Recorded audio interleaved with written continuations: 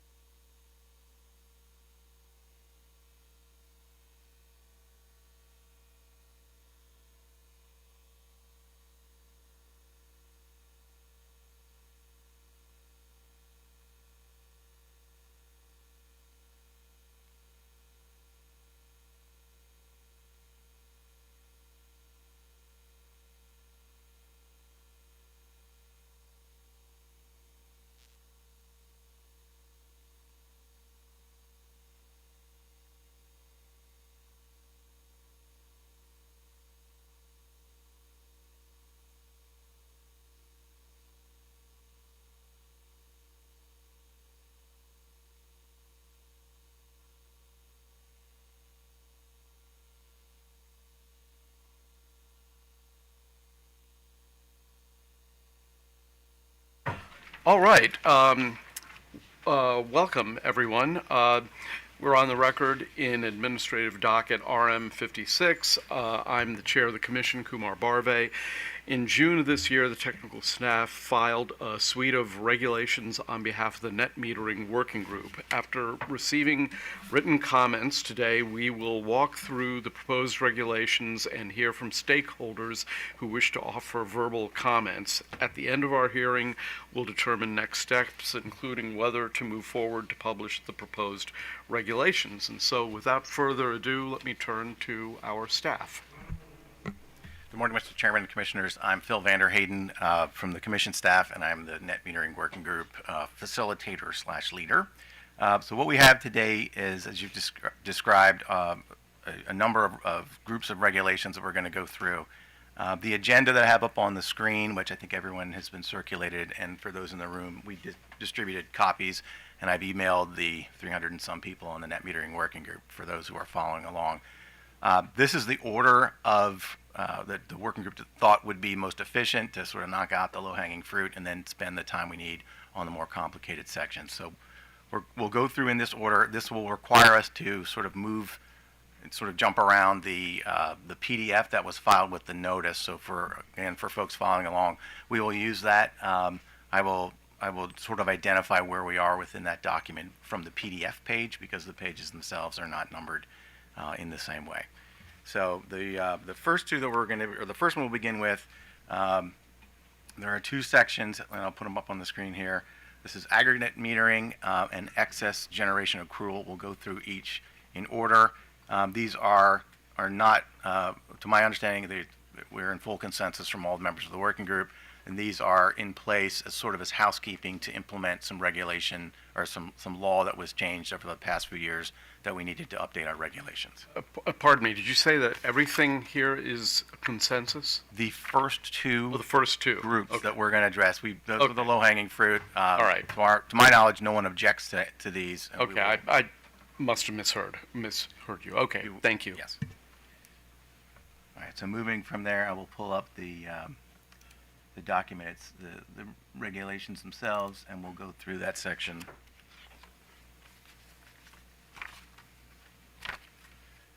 All right, so this is the first section on, this is for aggregate net metering. The changes here are being made as a result of adding the units of the state government and public senior higher education institutions. We are making one change that's not from the authorizing or the enabling legislation, but the Commission in 2024, I believe in the fall, handled a request from the Department of General Services for the United States government and asked if a eligible customer generator who was a unit of the U.S. government could also participate in aggregate net metering, and the Commission approved that request, and so we drafted a regulation to make that consistent for all federal accounts. So that's the only one. The other two are requirements from from changes in the net metering legislation themselves.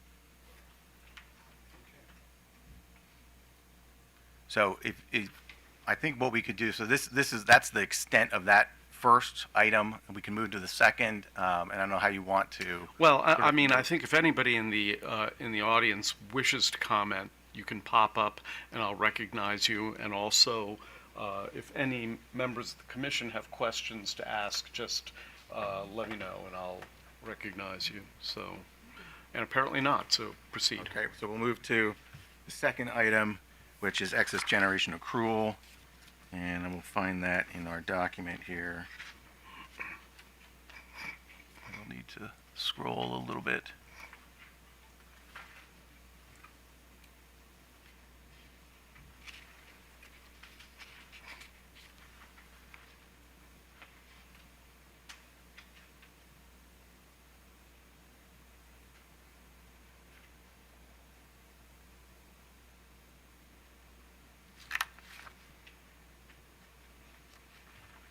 Apologize, I think I went past it.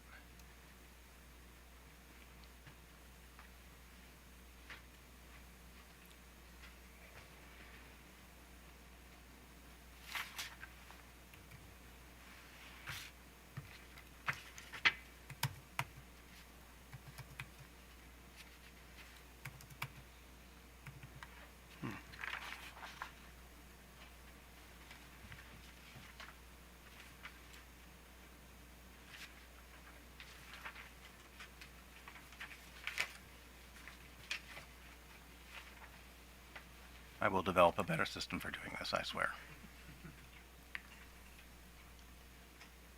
Okay, there's master meter, and it's right after it. I just use the find function, Control F, but that's I'm afraid to touch this computer right now, so.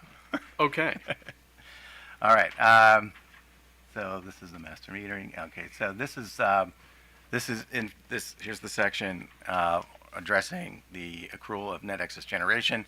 Um, I think about 2 years ago, what changed in the regulation was the ability of a customer to tell the utility that they do not want to get paid out each year for their excess generation. So for net metering, and it works the same way for community solar, when you have more energy than you generate more energy than you use within a year, once you got to April, they would just cut you a check for the lower amount, which is just the energy output or the SOS rate for those companies.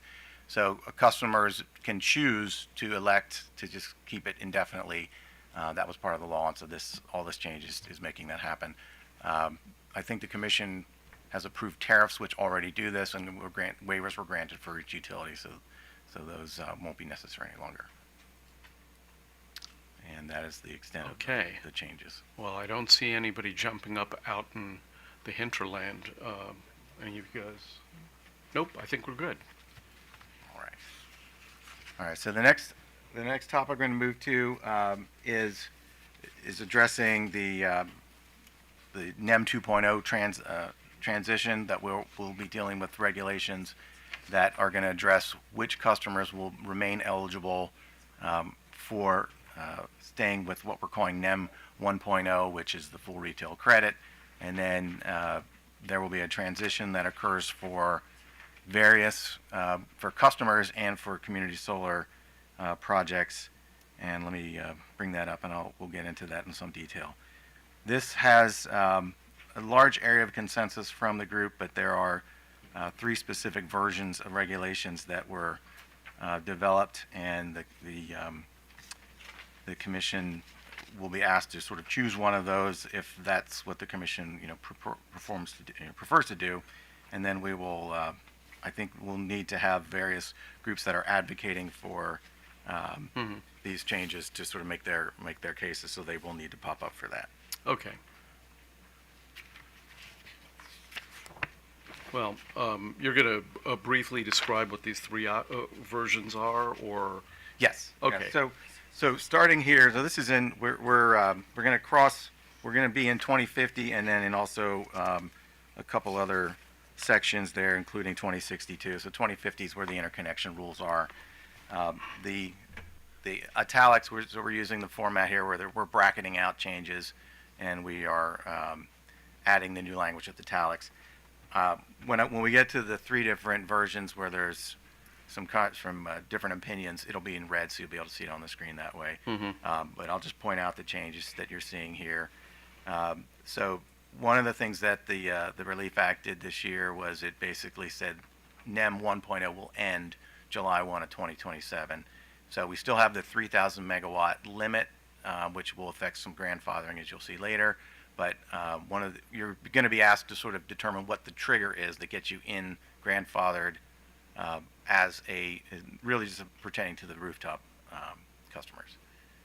So there's the up on the screen on the first page. You've got the change of the date, and we're removing the old 2 megawatt amount that is now going to be directly referencing what it says in 7-306, and then the other changes are mostly some housekeeping. And then we get sort of down to this. Unfortunately, it's across a couple of different pages. So let me just describe options 1 and 2 at first. There is a third option that staff suggested, but we are no longer sort of recommending that if the commission chooses one, either the option 1 or option 2. Option 3 was an attempt to bridge sort of adapting features from both option 1 and option 2, but ultimately through the end of our discussions that we, as the working group developed, we're not able to sort of come up with a compromise for that. So you really are being asked by the parties here to select either the option 1 or option 2. So in context, what we're dealing with here is rooftop solar and not community solar. So Behind the meter. behind the meter. So I say rooftop, but it's essentially, it does affect aggregate net metering, so it will affect those large accounts as well as, small residential sized or small business sized that are, installed on a roof behind a meter or, nearby a home or a business of something of that nature. So option 1 is basically, the language is, we can fit all the language up on the screen. Option 1 basically says that in order to be grandfathered and be eligible for NEM 1.0, where you get the full retail credit, an eligible customer generator simply has to submit the interconnection application to the utility on or before July 1. So July 1 is the date in the legislation that says after this, you're in NEM 2.0. And as the Commission probably knows, there's another working group that's addressing what the terms of that will look like in terms of the credit amount that we receive, but the legislation sort of requires it to be lower. So there is a strong incentive to stay in NEM 1 if you can get it. And I'll let we'll have folks probably that will represent the various installers of rooftop solar and behind the meter solar that will explain how this helps them to know that they have a very specific trigger, which would be simply filing that interconnection application. Option 2, which is I think solely supported by the utilities, and I'll let them explain their reasoning as well. That would require the eligible customer generator to have received permission to operate from the utility, which is not necessarily that they're actually turned on, although that would very likely occur nearly simultaneously or very shortly thereafter. But it is a situation where the utility has gone through all of its processes. There's been all of the inspections, and truly the system is ready to begin generating, and the utility provides their permission to do that. So those are the two distinctions. Staff is recommending option 1, which is the submission of the interconnection application. And as we explained in our comments, that's primarily to allow certainty for any rooftop systems that would be constructed or purchased between now and July 1 of 2027. Do you have the language of the statute? I do, Do you? yeah. Oh. Shocker. Well, so I actually have a question. Yeah, but let me go to, are you done? Yes. Okay. What I'd like to do you have a question from Mr. Vanderheyden? Yeah. Go ahead, and then we'll hear from the parties. Okay, so I have the statute, and I just need some, maybe one of your counsel can come to the table and answer this question.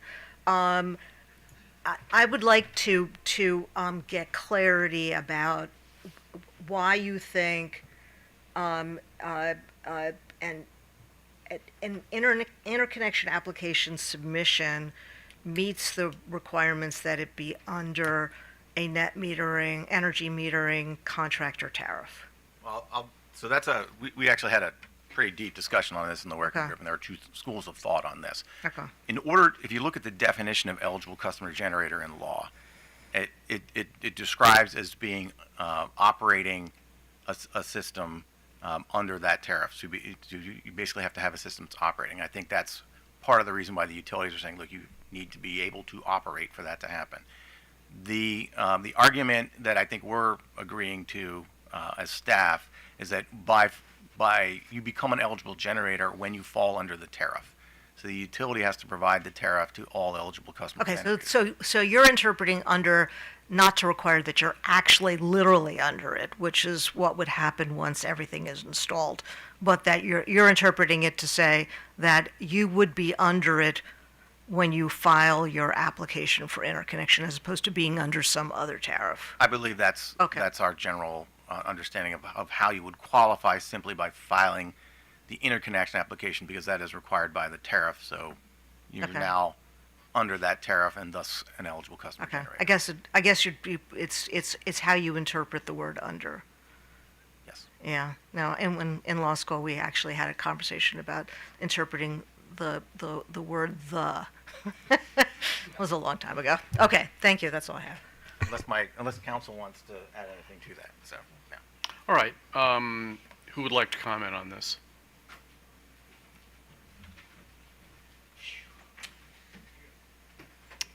Good afternoon, Go ahead. Chairman Commissioners. Eric Wallace with law firm Green Herlocker here on behalf of the Maryland Rooftop Solar Coalition. I'm joined by Katie Reaver, who's the executive director. She's going to begin our remarks today with some background and the importance of this issue, and I'll briefly conclude with a couple of points after she's finished. So I'll turn it over to Katie. Thank you, Eric. Good afternoon, Commissioners. Thank you very much for the opportunity to be here. My name is Katie Reaver. I'm the Executive Director of the Maryland Rooftop Solar Coalition.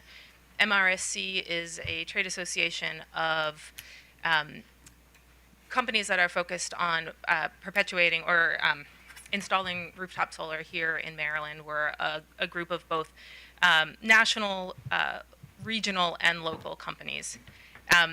And to give you a bit of context of why this is so important from a business and from a customer perspective, once a customer decides to purchase a solar system, they submit an interconnection application to the utility, and then the solar company moves forward with all of the steps in the process to install the system and get to PTO, or permission to operate. The customer bases their economic decision on the net metering paradigm that's in place at the time that they sign that contract, and tells the solar installer to go forward and install their system. There are many steps from the submission of interconnection to PTO, and many areas for delay. Electrical inspections with the AHJs, utility reviews, weather. There's just a number of different things that can along the steps in the process. If everything goes very smoothly, a residential system could take 3 months to install. We find about 10% of systems take about 3 months to go from customer signature and interconnection application to PTO. More often, it takes about 3 to 6 months. So about 40% of the systems take that long. About 30% take 6 to 9 months, and then the rest take 9 to 12 or more months.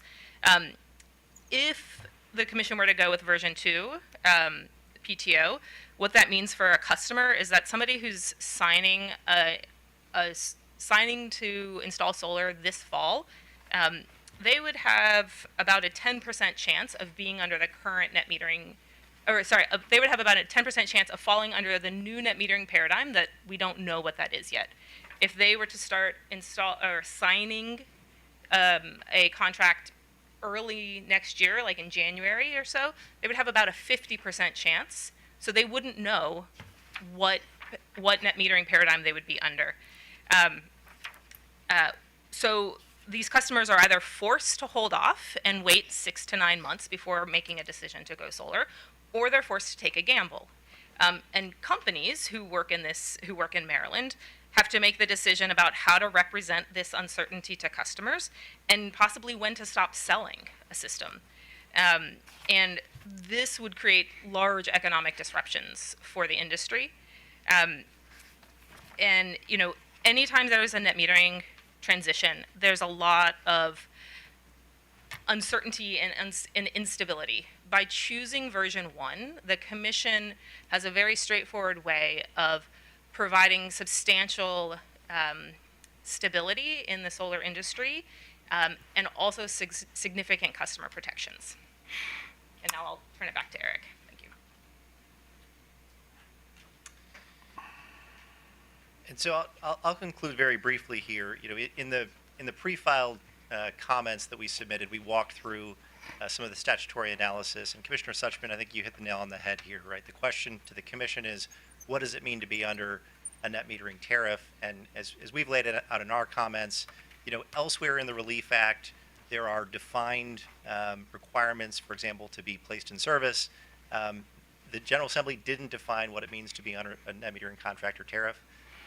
Our view is that when you apply for net metering and you identify your project as a net metering project as part of that application, and we included a screenshot of the line in the interconnection application where you select net metering, that you've applied under that tariff structure as it ties into COMAR 2050 for interconnection. You proceed through that process, and at the end of it, you're able to begin operating as a net metering project. And so that is, we think, a legally sound interpretation within the commission's discretion in this proceeding. It also would have sort of profound impacts in terms of helping the rooftop solar community and industry to continue progressing here through next summer when we have the transition. There's also some concern among the Rooftop Solar Coalition's members that, the exact timing of the implementation of the successor program under the Relief Act is uncertain. I know there's been some discussions about the time that utilities might need to get billing upgrades in place in order to implement a new program, and that could be 12 to 18 months. So there's just a lot of questions right now among the industry about how exactly we get from where we are to where we're going to be. And so our proposal in this proceeding is we think within the commission's discretion and helps to ensure that residential customers can continue investing in rooftop solar and know what they're going to get through next summer when there's a statutory cutoff. And with that, I'm happy to answer any questions that you have. I actually have a question for your associate whose name I've already forgotten, so forgive me. Katie. Katie. Okay, so let's say that I want to put rooftop solar on my house. So you're saying that in all probability from the moment that we file the application to when the electrons flow could be anywhere from 3 to 6 months, correct? That's about 50%, well, about 40%, roughly about 50% of the systems would be done within 6 months. Okay. Now, these applications for interconnection, is that just a turn the crank operation where they automatically do it, or are there instances where it's turned down? I don't think there are instances where it depends on the level of review, but I think for like the level 1 review, as long as a customer has a signed contract and then therefore submits the interconnection application, I don't think there's a reason they could be turned down. But It could be, right? The utility finds that it's not. So, yeah, sorry. yeah, so in each of the steps of the utility interconnection study and review, they're checking to make sure that the system can safely interconnect. I'm not aware of widespread. So it's not like getting your driver's license where you have to pass an exam and then you get your license. Well, certainly as you step up the size of a project and you move into the level 2, 3, and 4 review, there's a more robust analysis that the utility does to make sure that it can safely interconnect. And so that's where the timelines can extend. But I think our focus is on the level 1 rooftop folks, and those are largely approved as submitted.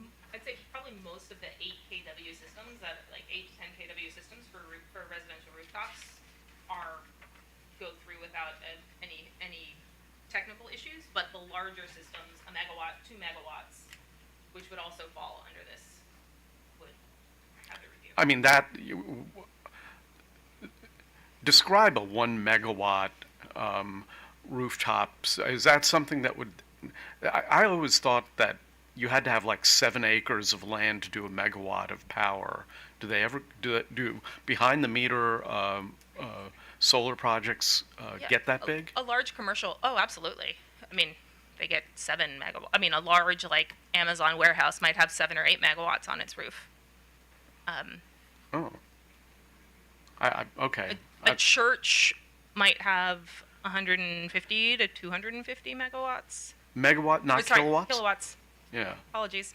I was going to say, because I had always read that it was 6 to 7 acres for a megawatt of utility scale, at grade. I would need to check on the acreage for a rooftop system versus a utility scale system, because they're different. Like on a rooftop system, they're laid down flat, as Right. opposed to a utility scale system, they're in rows. And you need space Right. between those rows. But yes, I mean, they're up to 2 megawatt commercial systems here in Maryland. And like I Okay. said, there can be up to. And do those just go through and get approval without a hiccup typically? I think those have much more interconnection reviews. Yes. Okay, thank you. Commissioner Suchman. So if it were based on interconnection application, that's a known term, and it's easily determined the date of application. Yes. Okay, and then what happens if the application is defective? Wrong name, wrong, I mean, There's a process that is laid out in the interconnection tariff right now about how the utility would work with a customer to cure that. no, but I'm just trying to determine, I'm trying to sort of understand if we're doing it based on a date. Is the date the time that you submit the application? If the application is defective, does that change the application date to the date that the application is cured? No, not under the current tariff structure. Okay. And then the utilities are proposing permission to operate as defining when you're under the contractor tariff. Do we know, is that a defined term? Yeah. Is that always the same? In other words, could permission to operate involve, one thing for one utility, something for some other utility, or two things, two alternate things for a utility? Is it always the same? I believe so. I'd want the utilities to speak to that, but it's basically when the system is fully installed, all of the AHJs have signed off on the electrical inspections and all of that. You submit your paperwork to the utility. The utility reviews all of that, and then they issue permission to operate. Okay, so And then you- and mostly I'm just asking because if we're going to do this, however we're going to do it, I just want to make sure we have certainty. Right. I'm sure you need certainty as well about what it means, so that we're not seeing folks at our AM on Wednesdays trying to figure out what it meant. Okay, thank you. That's all I have. Commissioner Linton. Oh, thank you, Mr. Chairman. Good afternoon. I guess the question that keeps coming to my mind, and both of my colleagues are kind of in the same area as I am, by setting the lynch point here as the moment when the application is filed, are we not setting up a scenario where there's going to be a whole bunch of them coming in at once? All of the different companies and groups will say, let's get as many in as we can before July 1st? But they'll all fall under the three. The thing is they all still fall under the 3 gigawatt cap. So you still have the 3 gigawatt cap governing all of this. So when And you have to get to permission to operate before we hit 3 gigawatts. The interconnection application just says, are you eligible to be grandfathered under NEM 1? So even if there was, more applications, there probably would be more applications. When the federal government got rid of 25D, which is the tax credit for rooftop solar, there were more installations in Maryland that year because of that. Those were real installations, real systems, and again, the total amount of megawatts that can be under net metering 1.0 is still 3 gigawatts. So how do we make sure that the rush of new applications still stay under the 3.0? Because the 3.0 is it's a PTO deadline. So that is clear in the statute that it's 3 gigawatts having received permission to operate. So there is... Wait, so it's not at the time of application, it's at the time of permission to operate. Right. Or July 1. So but neither one of those things are known at the time the application is submitted. I mean, I guess what I'm concerned about is that you could have 5 gigawatts there. Not of 8 kilowatt systems. Like the residential rooftop system market does about 80 megawatts a year. Okay. So that's 0.8 gigawatts, right? Is that right? Yeah. No, So- 0.08 gigawatts. So A year. are you suggesting that at this... Maybe we do 120. So you don't think we'll get to even with the rush? Yeah. In the commercial, the sales process is so long for the commercial customer that people would have to be doing that sale now to get to that point. Okay. Yeah, Commissioner Linton, I'll also just note that in the net metering working group, we had a lengthy discussion about this issue, and perhaps staff could speak to it, but the consensus among the working group was that the risk of getting to the 3 megawatt cap by next summer was minimal. I mean, we were working through proposed language around how to manage that, and the consensus in the group, as I recall, was that that sort of shouldn't be our highest priority because it's very unlikely that we're going to get there. And so the priority for this set of regulations was to figure out how do we manage this aspect of the transition. But across the board, I think that the expectation was that hitting that 3 megawatt cap was unlikely, and that's why we don't have a whole set of real detailed regulations about how that would be managed. So it is unlikely, even in a world where it's advantageous to a company to try and get customers to sign up before July 1? That's right. And, Okay. and part of that is just the volume. Like the residential. If you could speak in the microphone. Part of that is just the volume of the current market, right? The residential market right now, let's say it's about 80 megawatts a year. Even if we went to 120 megawatts because of this, which would be an enormous ramp up, that's a drop. Like what's the percentage? Like that's a very small amount towards the 3 gigawatts. And we have, and Phil, maybe you know better than me, but my understanding is we have about 1.5, 1.6 gigawatts PTO'd right now. So moving from 80 megawatts to 120 megawatts is insubstantial. And then, the CNI market and the aggregate net metering market, again, this isn't my forte, but I think they're around 40 to 50 megawatts. So we're talking about, the scale we're talking about in terms of a rush is inconsequential vis-a-vis a 1.5 gigawatt availability. All right. Thank you. Commissioner Suchman has one more question, and then Ooh, we're gonna- don't leave yet. Come on. Okay, so it seems like we're sort of at polar opposites in terms of defining that the moment when 1.0 goes to 2.0. So we either have the date of interconnection, which is the very, very start of the project process, or we have application for or we have the permission to operate at the other end. Is there anything, I know that staff worked to try to get sort of a middle ground. Is there any other middle ground that could reflect a date certain that could give your customer base comfort, but then also not sort of find ourselves in a situation where essentially we've taken all of these potential customers out of the running because it would for them to get that permission to operate would go beyond next July's deadline. So is there anything? I mean, because these do seem like pretty extreme places. Is there anything in the middle?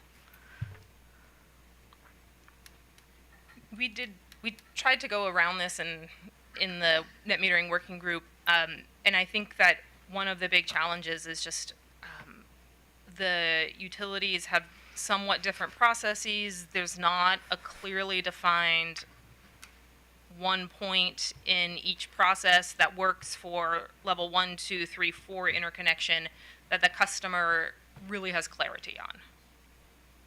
I don't know, Phil, if you have. Well, I'll tell you what. Let's go to the next individual, which is the next person to jump up was People's Council, and then I'll go to the utilities. So go ahead. Chair, Commissioners, Morgan Lay with the Office of People's Council. Originally, the Office of People's Council submitted comments in support of version 3 when we believed that this was kind of midway through the milestone process. After further consideration of the comments and the recognition that version 3 was really more equivalent to a permission to operate, OPC is now in support of option 1. We understand that typically the utilities do not sign an interconnection agreement until or at the same time a petition or permission to operate is issued. And so we believe that option one is the better alternative for protecting customer reliance, whereas option two involves a milestone much later in the process, which also involves a lot of factors outside of the customer's control, including local permitting and other issues that they simply would have no way to know entering into the project. Questions? Okay, thank you very much. Let's turn to the companies. I assume, Yeah, Chair Barbie, Charlie Cogshaw. I'm actually with Coalition for Community Solar Access. He said, oh, well, if you were next in line, then that's you then. they let me bump up to be part of the kind of industry folks. But CCSA submitted comments jointly with the Solar Energy Industries Association and Chesapeake Solar and Storage Association, SIA and CHESA. So today I'm representing CCSA, but the comments I make are reinforcing comments that were made across those three big solar trade organizations.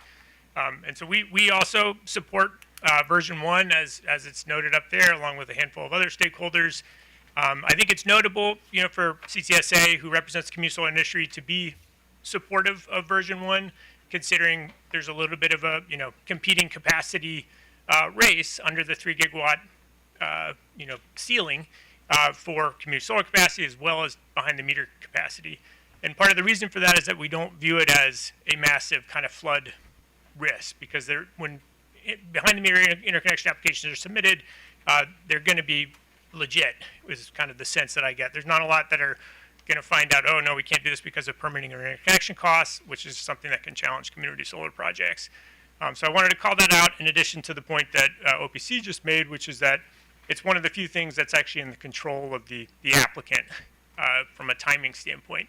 So getting to kind of some of the scenarios of what happens, July 1st, if there's sort of competing applications, I think the bigger issue would be if there's projects that are, who's going to turn on first before that 3 gigawatts. That's a harder thing to track than applications alone.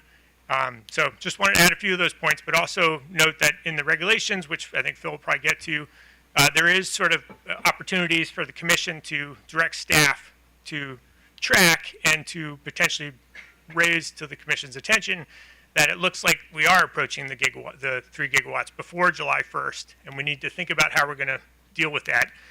So that's actually in the regulations, something that we support. So just wanted to add those points. Okay, thank you. Any questions? Thank you very. Oh, go ahead, Commissioner Suchman.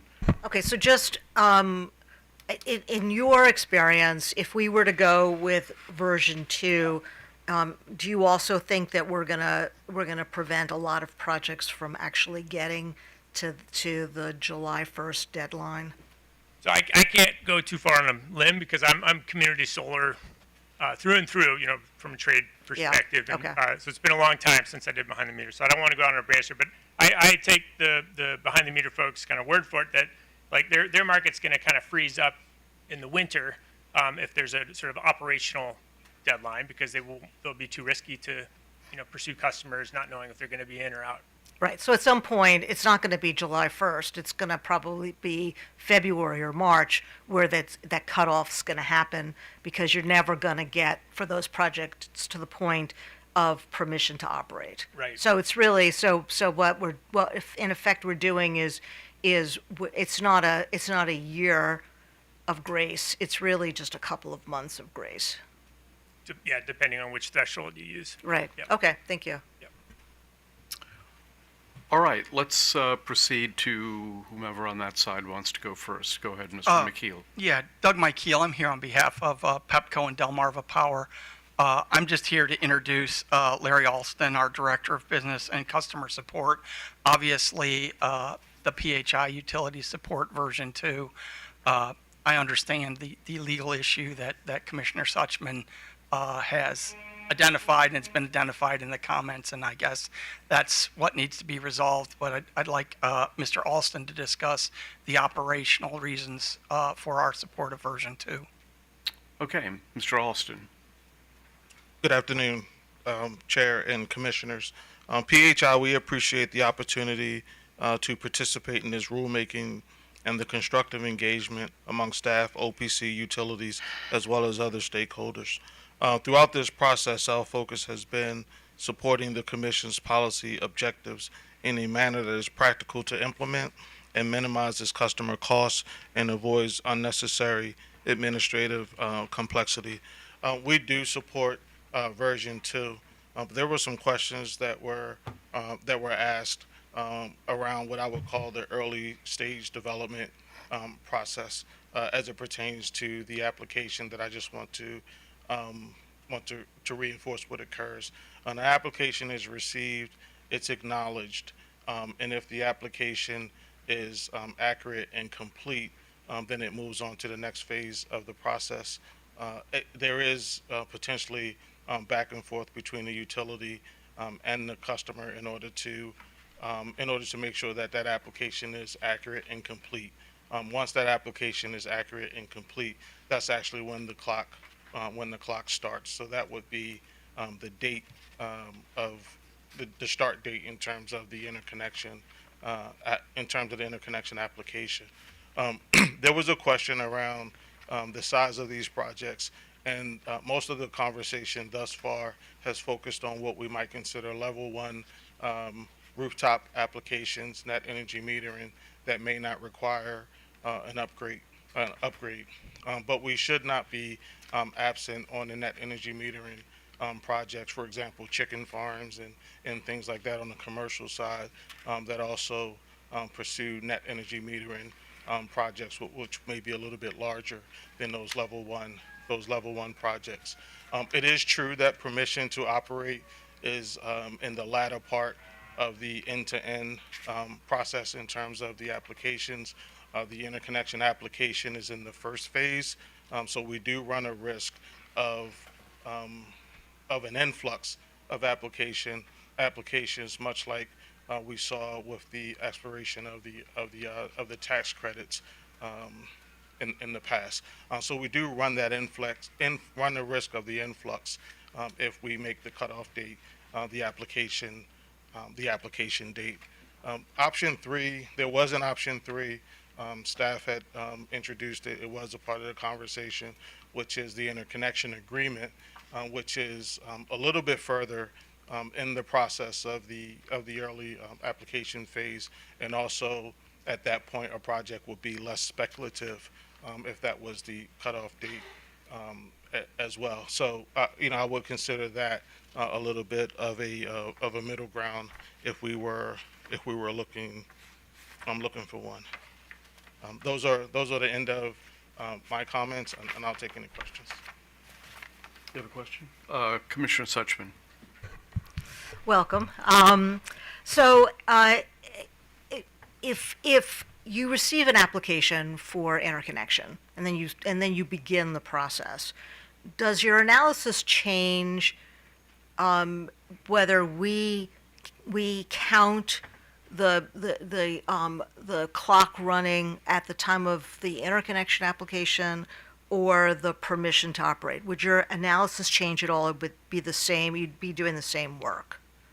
We would not be doing the same work potentially, because when an application is submitted and they could get the result, a customer could get the results from that application and decide not to move forward with that project, and they would make that decision prior to signing an interconnection agreement.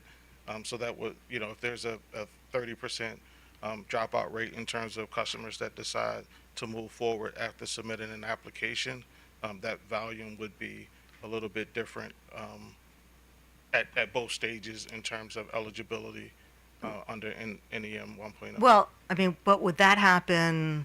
I'm mostly trying to understand, customer comes to you and decides they want to do behind the meter solar, and they submit an interconnection application, and then you do the analysis. And I understand that it could take a couple of months before all of that is finished, and then you issue permission to operate. If we were to count that the date that the initial interconnection application came in for purposes of applying NEM 2.0 or 1.0, depending on, that's not going to affect what you do, the work you do, the analysis you do. It's just a timing issue. It would affect the work that we would do the closer that we get to the July. Because the work would have stopped if it had been the permission to operate. Then all of those applications would have stopped.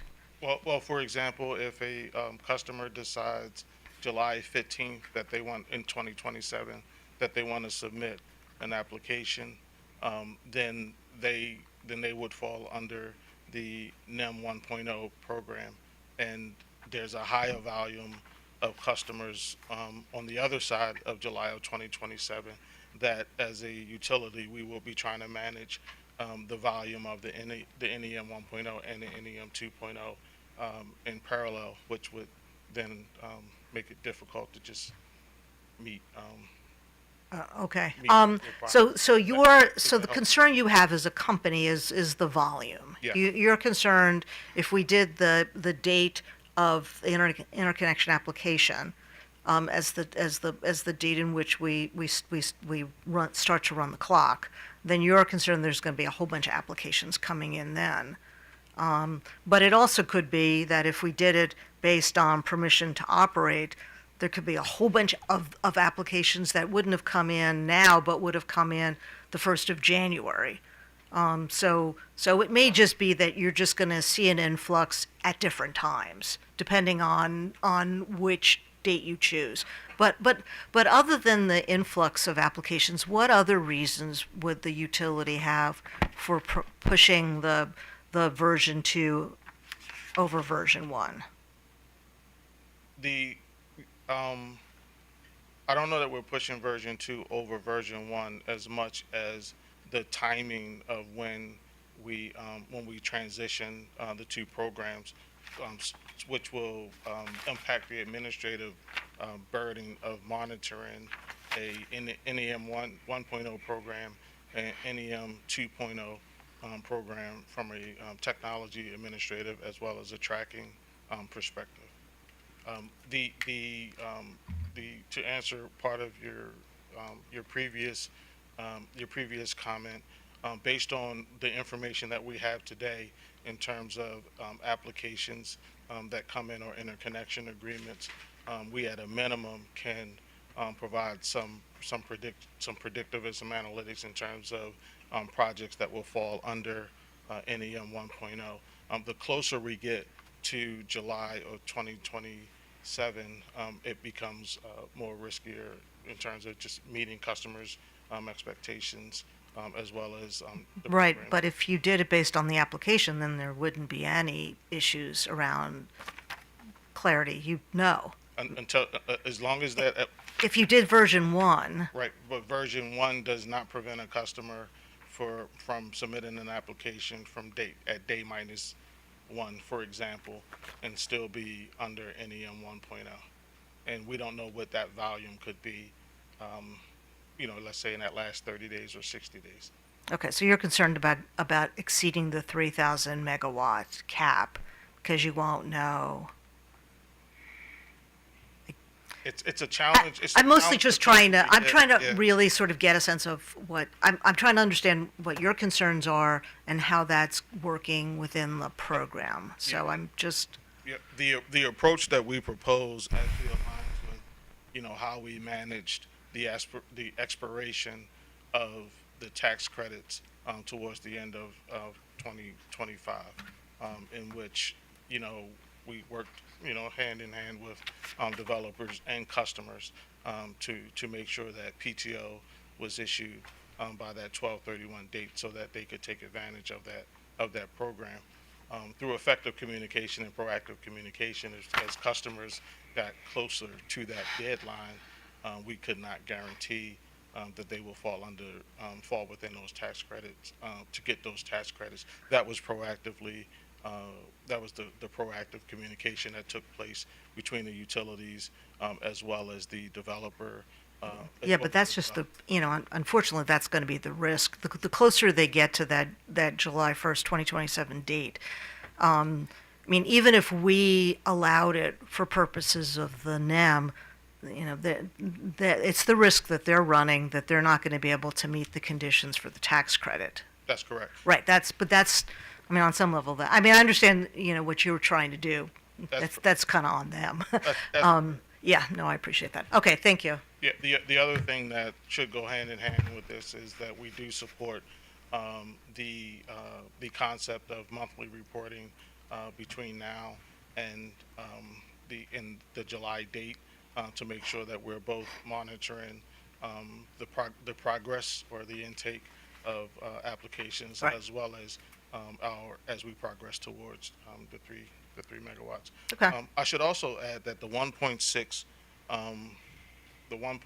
megawatt comment from earlier that's the megawatts as of Q4, I believe, 2025. I don't believe we have the most recent number yet. I believe that study is in progress. So I just wanted to make sure that was clear. Okay, thank you. Commissioner Linton. Yeah, thank you, Mr. Chairman, and good afternoon. Definitely. So the thing that I'm a little concerned about is how this impacts the customer that looks to participate.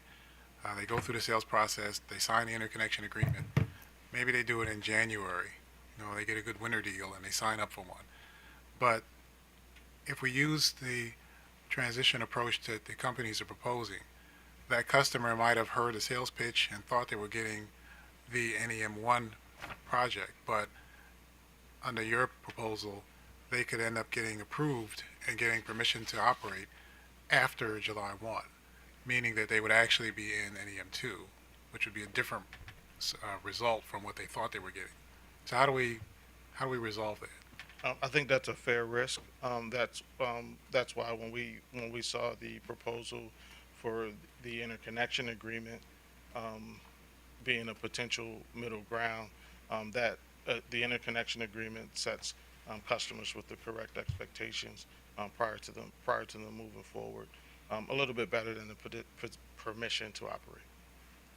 The interconnection agreement occurs much earlier in the process, and when a customer signs the interconnection agreement, which is different than the application, just want to make sure that we're clear on that. When they sign that interconnection agreement, they have a clear understanding of what program they were going to fall under, and what the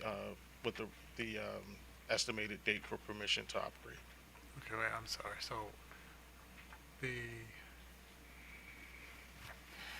wasn't that? That is version 3. I'm sorry. That was staff's proposal. So that's now the second party that we've heard say they like staff's proposal, but staff's not offering it anymore.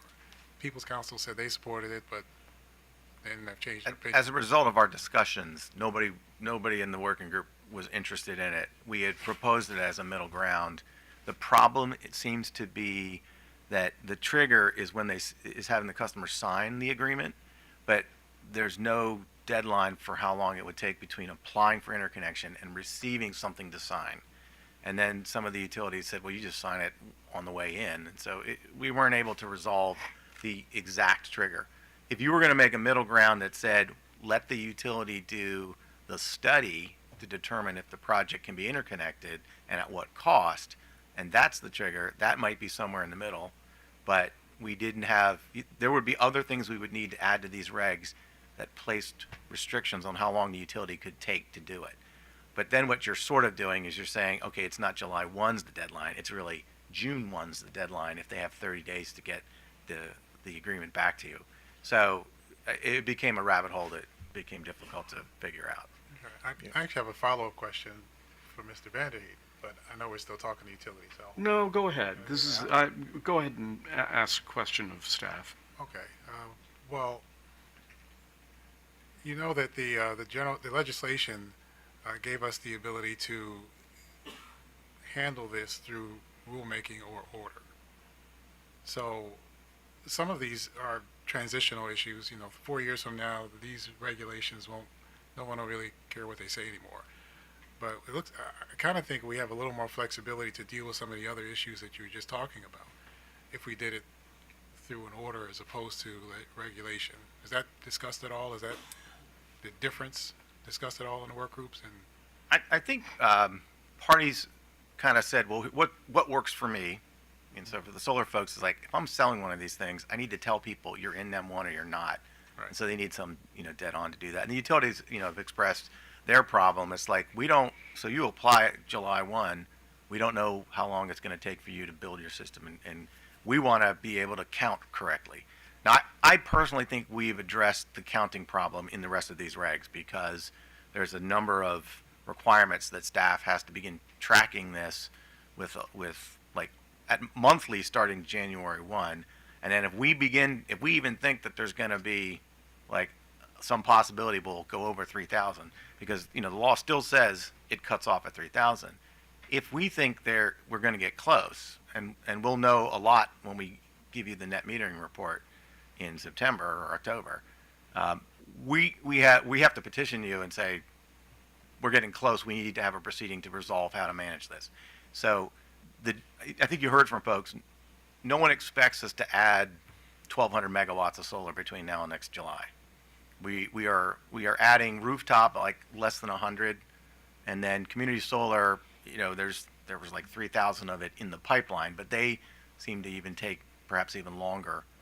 So from our perspective, we have built regs that are intended to catch a problem before it happens and get it to you for a decision. So we don't think that's going to be an issue because the regs state that. But we were not able to come up with a good bridge between the two because we would have had to have the utilities sort of change what they do a little bit.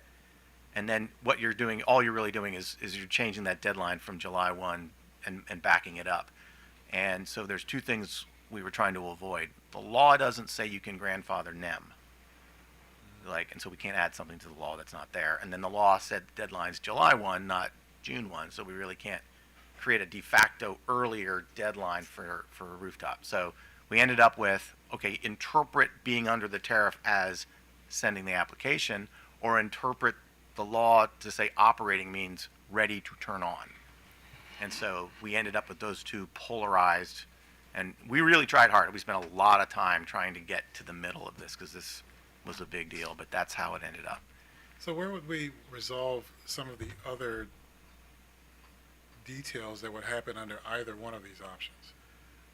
There are going to be applications that come in on June 1st. If we're going to prevent that, are we going to do that in a regulation, or are we going to do it in an order or a tariff?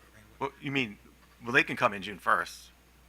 Why is that? I don't understand why you. Well, what if a customer, if we pick whichever option we pick, there are going to be some applications that are going to come in before July 1, some are going to be close to July 1, and there might even be some that if we go to permission to operate approach, that could happen at a later date after July 1. So what's been theorized in our discussion is that if you go with option 2, which says you have to be PTO by July 1, you're just going to suppress the number of people that decide to build systems because, well, I'll wait and see. Or maybe we'll know, like we don't know what NEM 2.0 is going to look like.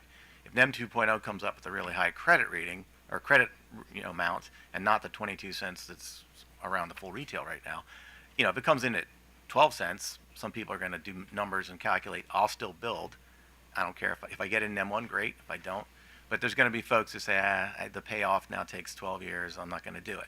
So I think you can't really fix the problem if you go with option 2, there's going to be just uncertainty in the sales process and for large ones too, but generally retail customers that want to be in NEM1 because that's how they get their money back, or that's the return they expect. They're going to choose to do it or not based on whether or not they know with some certainty. There will be folks who say, well, I don't care, I just want to do it. So those people won't matter. But we don't have a way to sort of give them the certainty with rules, because you probably are going to come across something that says if you're not in by July 1, you're NEM 2, and there's really no way to sort of bend the law that allows you to sort of craft it. We tried, and I don't think we got anywhere. Like, no one has thought up about, well, hey, how about doing this? Yeah, but so you're sort of like, it's almost a polar decision to make, and we did try, I think, with a lot of effort, like to really look at how it could be done. it did not seem to come up with a solution that works for us. One thing that was mentioned, we asked the question, what happened when the federal tax credit went away? And each utility told us that they managed it. Like there were a lot of people trying to beat that July 31 deadline, and that was not an issue. So we sort of said, okay, well then we don't think there's going to be a problem with the July 1 deadline for people who are trying to get in M1, and the utilities are prepared to deal with it. I think we heard from all the utilities that said we were able to manage that last time we had a big deadline that was affecting applications. I have some questions. And I wish I had asked these questions earlier, but I didn't think of them earlier. The legislature wrote the following words: an eligible customer generator that on July 1st, 2027 is under a net metering contract or tariff. So, and I'm the only non-attorney here on this bench, but from my recollection of what few legal courses I took, a contract is offer and acceptance. And I don't see how an application can be seen as a contract. Well, I think the legislature wrote it that way. But they didn't say you had to be operating though. So we went around on this, and I think internally, the staff folks were thinking like, how do we interpret this? So. Well, I guess the question, I don't know if you're the person to answer it or somebody else, when does the contract take place? So, I don't think, so these are all tariffs. Sometimes we talk about contracts, but but that's the way it's written in the statute. Right. I think so a tariff is a contract. So these are all tariffs that are written. So it's not like something where I don't think anyone's looking at the interconnection agreement as being that's the thing, but possibly that's one interpretation as well. It is a contract. So I think we were trying to find a way to interpret, and looking at that the law did not say specifically, and they certainly could have said you have to be operating under the existing NEM tariff to qualify. So that's how folks got to, I think they left it to you to decide the policy, and we've had the benefit of a working group, really bang on this for a long time to try to get to a solution. And this is unfortunately where we ended up. Mr. Alston, do you have anything you care to comment on? Sure. The interconnection agreement is the contract. Just to answer that question more explicitly, I also, I think the working group was challenged because the flavor of the ice cream is just is different. When we talk about net energy metering, it's not just residential rooftop. Most will remember that with the tax credit. We did manage that, but we had a different set of rules for residential customers than commercial customers. So that also helped with managing that as we were going towards that deadline. So just wanted to offer those. Okay, thank you. I see Mark Zuka is there, or who was next in line? I don't know who was. It was you then. Good morning, Chair. Well, good afternoon, Chair, Commissioners. My name is Contagia Scott here on behalf of the Potomac Edison Company, also joined by my colleague, Mark Zuka. Just want to provide some clarity about some of the discussion so far. I think Mr. Zuka is going to provide some additional light about why option 2 is actually the option that is compliant with the language of the statute as it is written. Good afternoon, Mr. Chair, Commissioners. Thanks for the opportunity to comment. We do agree with option 2. We do believe the General Assembly had the option of inserting specific language here, and they did chose under a net metering contract or tariff. We do not have a net metering contract. An interconnection agreement is a contract, but it is not specifically for net metering. It can be for customers that are not participating in net metering. So the applicable contract is the tariff. And we would say you're not held under the terms of that tariff or that rider specifically until you have PTO, until you're operating the system. There's many things in that tariff that just simply don't apply to somebody who has just proposed a system as opposed to somebody who operates a system. The law uses eligible customer generators to qualify for this. Eligible customer generators are defined very clearly as a customer who has interconnected and operated in parallel. A customer who has simply applied is not interconnected and they are not operating in parallel. So somebody who has simply applied is not an eligible customer generator, would not qualify under this line. However, the law does deal with what we should do with these customers, which hasn't been brought up yet today. In the net metering successor language, it says exactly what to do, and it calls these prospective eligible customer generators, and it says that they are given priority in the successor program.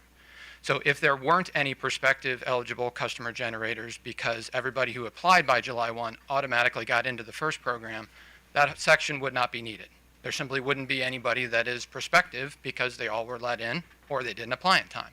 So the General Assembly clearly did decide what happens to those customers who have applied but not yet got in. And by all means, when we implement the successor program, we will do what is needed to prioritize those applications as required.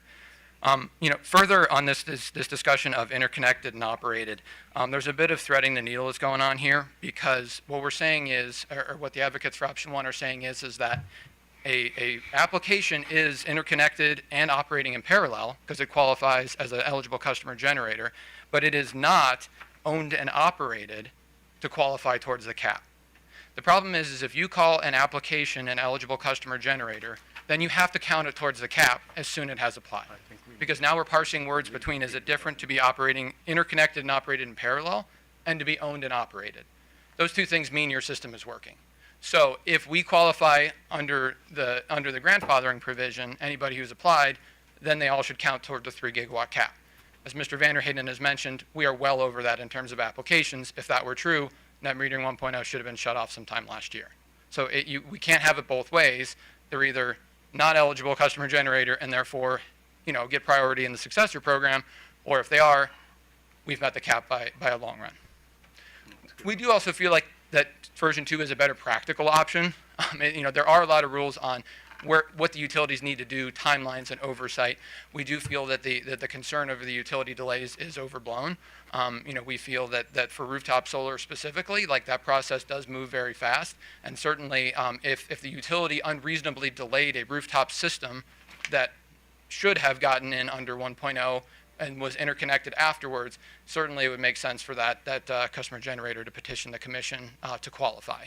We don't think that is a reason for the commission to decide, to use application as the date. Okay, thank you. Any questions? Commissioner Suchman.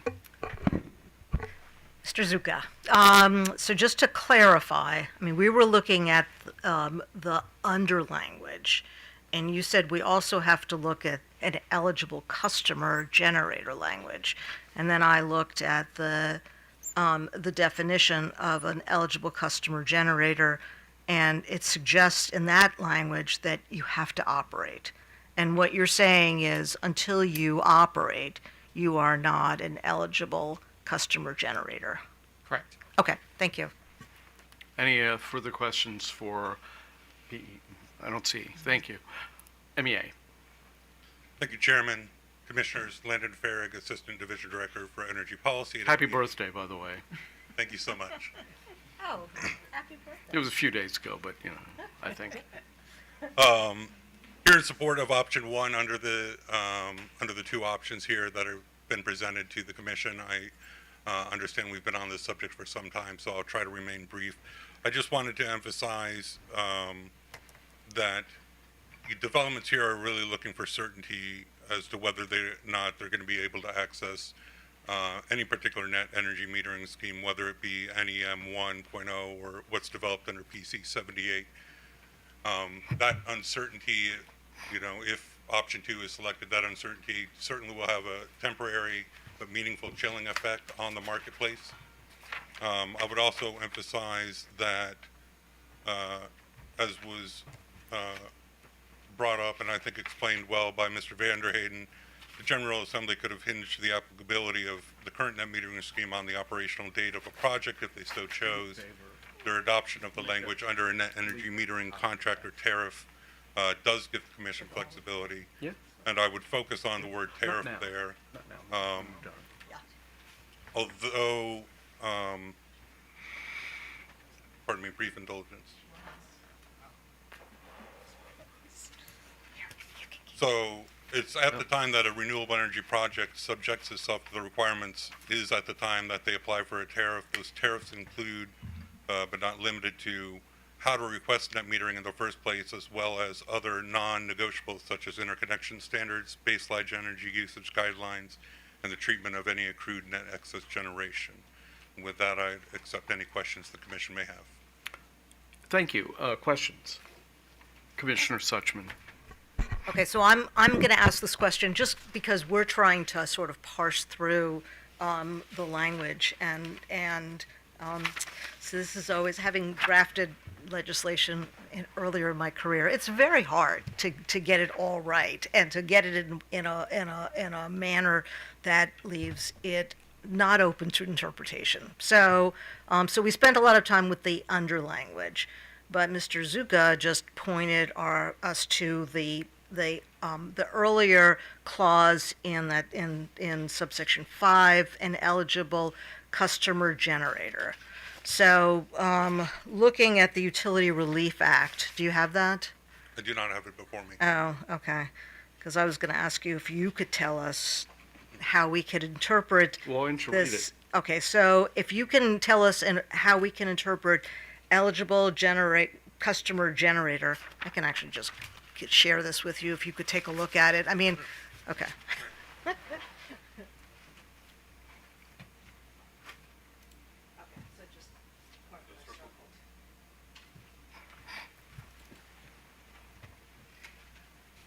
So basically, if you could interpret it in a way that doesn't require that the customer actually be in a position of operating the facility, because that would make it so much easier for us to agree to version 1. I'm just worried that the language puts constraints in our ability to do that. Nope. Like magic, here it is. Oh, here we go. What page is this on?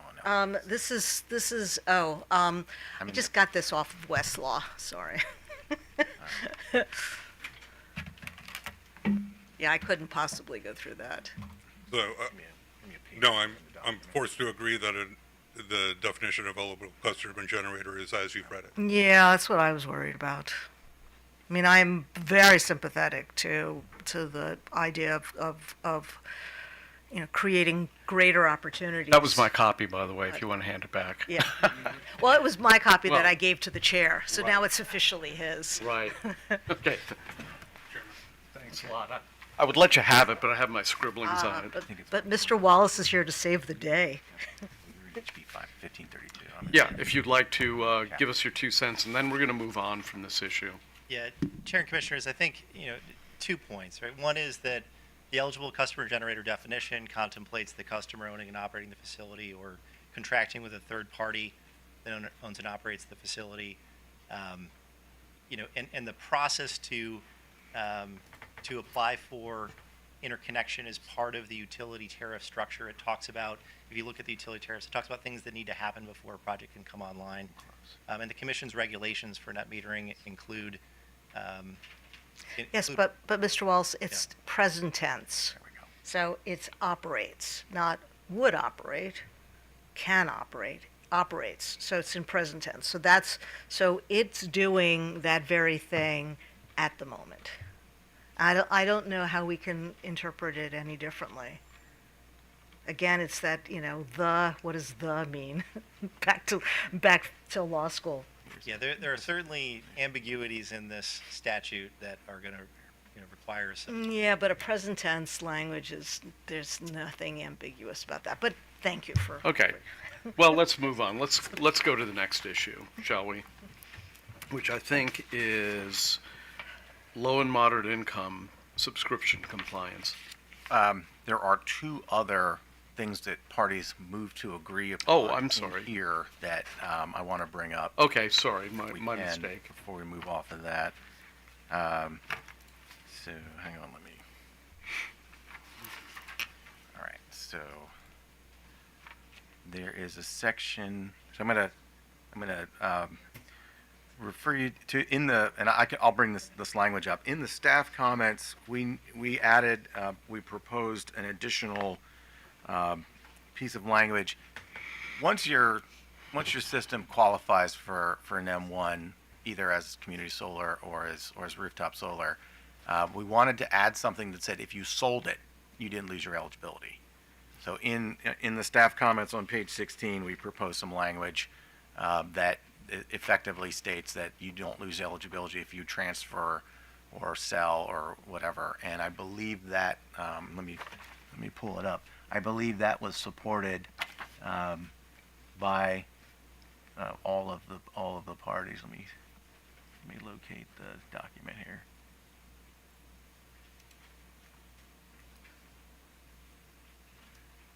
And then there's another change that's responsive to the CCSA petition that the commission issued an order on about 2 or 3 weeks ago that I believe we discussed in great detail and have some, I think it's consensus on it. But so the language, this is on page 16 of the staff comments. So what this language is basically doing in the text above that in the staff report basically says, if just because we didn't put it in there, we want to make sure that that doesn't get to be an issue. So this basically just clarifies. So if we would ask you to adopt this language, it's our understanding that no one is opposing it. Right, and it doesn't appear that anybody is jumping up, and I don't see any commissioners wishing to ask a question, so, yep. All right, and then there is an additional edit within the rulemaking, and I will.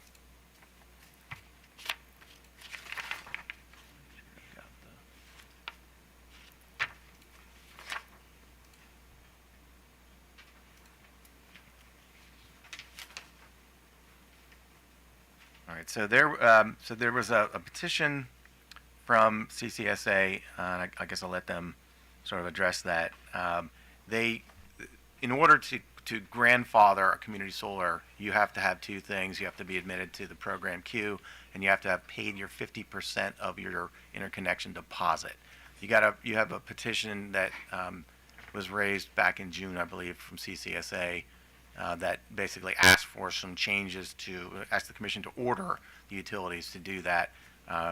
We noted that there were elements of that particular issue within these regulations, and so the staff comments recommended and the commission ultimately ordered bring this up in the rulemaking. So we have the language up on the screen there is a little bit lengthy, but it is intended to do 2 things. One, it requires delivery of from the utility, from the electric company to the community solar subscriber organization of the invoice within a particular period of time, and then it also addresses the if you had already paid at 10% and they have to give you ask you for the rest of it, and then the third subsection there is putting some requirements on the subscriber organization to return that within a certain period of time.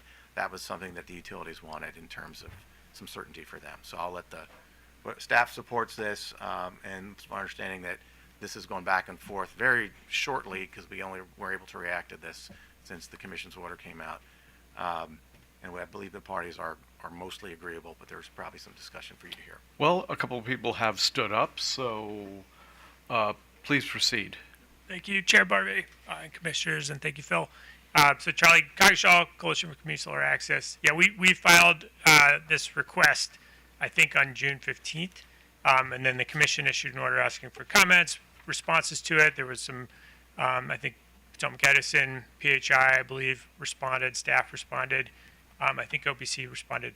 And then we had some reply comments to that, and then Commission put out a kind of decision or order or guidance, which basically said that let's try to handle this in the rulemaking. I'll just say, the CCSA is not opposed to the regulations here. I think this makes sense, and we're aligned. And my membership, I've asked them, "Are you okay with these timelines, etc.?" They are. We're okay with it.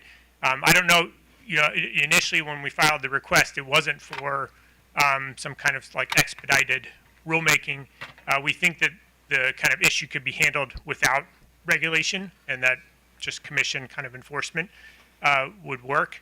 And just to step back a little bit further, the purpose of the request was to enforce Utility Relief Act provisions that are having kind of like real-time impacts in the market right now. One of those was that all of the projects, community solar projects that are seeking to be grandfathered into the net metering 1.0 program need to have paid a 50% interconnection upgrade deposit in addition to being awarded CSEG's capacity, community solar capacity. That 50% deposit was not something that was sort of standardized across the utilities. And so it's something like as recently as April that I think DPL was requiring like a 25% deposit. Potomac Edison used to require a 10% deposit. BGE, I think, has required a 50% deposit all along. But the concern from the market was that as time ticks by here and we approach the July 1, 2027 deadline for kind of meeting your maturity requirements to be grandfathered into NEM 1.0, that you're going to be kind of waiting for an invoice for a 50% deposit or to true up the 10% to 50% or the 25% to 50%. And so we were kind of seeking the commission's enforcement to tell the utilities everybody needs to kind of get in line on this 50% deposit, not only to require it at the outset for new projects, but then also to allow for a true-up process for past invoices that were below 50%. My understanding is that utilities have moved along quite a bit just in the past month or two. I think Potomac Edison has, I believe, PHI has as well in requiring a 50% deposit, and as I said, BG already was doing that. Now I think it's probably more of a question of sort of timing of the true-up on old invoices that were below 50%. The other element of our request was just enforcement of timelines in the interconnection process. Most notably, I think our primary concern was with Baltimore Gas Electric that has a little bit of a different process relative to the other utilities with regards to when an invoice is actually issued. And my understanding is they issue an invoice for the upgrade deposit approximately 120 days before PTO, which is a good year or so later than the invoices that are getting issued by the other utilities, which is more closely tied to conditional approval, and that's after you've completed your facility study. The regulations actually require that within 5 days of completing the facility study and an agreement by the applicant, the developer, that they want to move forward with those upgrades that were identified in the facility study, that the utility should provide an interconnection agreement, and then within, I think, 30 days of that, an invoice for the deposit. Right. But BG is very far, kind of has a different sort of alignment on the timing there, which is a major risk for the developers right now. So that was kind of an enforcement element that we were seeking commission support on, where there's no regulation to propose it because it's already in regulation. Forgive me for interrupting, Yep. but so you're agreeing with this, correct? So we're agreeing that we don't have any issue with these regulations. But the latter point that I was making referred more to the interconnection timeline processing, which is with BGE, which has nothing to do with these regulations, has to do with existing regulations. Oh, okay. So there is still kind of an outstanding element there. The other part is that I think the utilities are kind of up to par now on 50%. There is a true-up element there that we hopefully will not be an issue. But we're okay with going the kind of regulatory route, but the point was that we don't necessarily need regulations. We could probably move faster without them. Okay. Any questions from Mr. Coxwell? Nope. Okay, thank you. Mr. Zuka.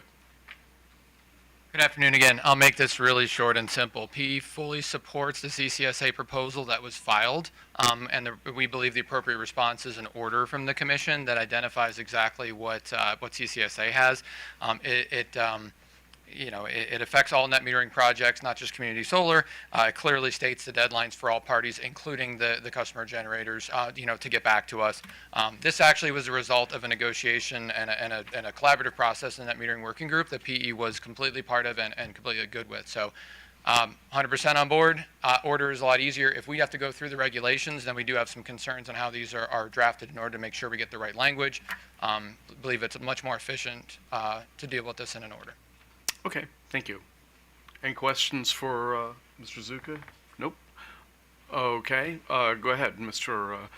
I almost just want to say John Lennon, but I go by that. Okay. Well, thank you, Honorable Chair Barve, equally honorable members of the commission. It is very good to see you in person and with air conditioning, which is really Yeah. exciting. I'm just here to point out. So, John Lennon Miller, I'm the the vice president of market development at Chaberton Energy. Looking at the regulations here, I did just want to point out one thing regarding the true-up invoicing. So it does mention there that for projects that have previously paid an interconnection deposit less than 50%, which for many of the utilities was standard, that requesting the true-up invoicing is on a project-by-project basis, as the CSEGS project, the Community Solar Energy Generating Stations project, is the one that formally requests an updated invoice to move up to 50%, and then it kicks off a time frame for the utility to provide that updated invoicing, and then a time frame for projects to pay that. I just want to make sure whether we do so via regulations or, as was mentioned by Charlie Coggeshall and Mark Zuka, commission order or compliance, that we maintain that, hey, for projects that have paid deposits less than 50%, it is their prerogative, their call for when they want to request an updated invoice up to 50%.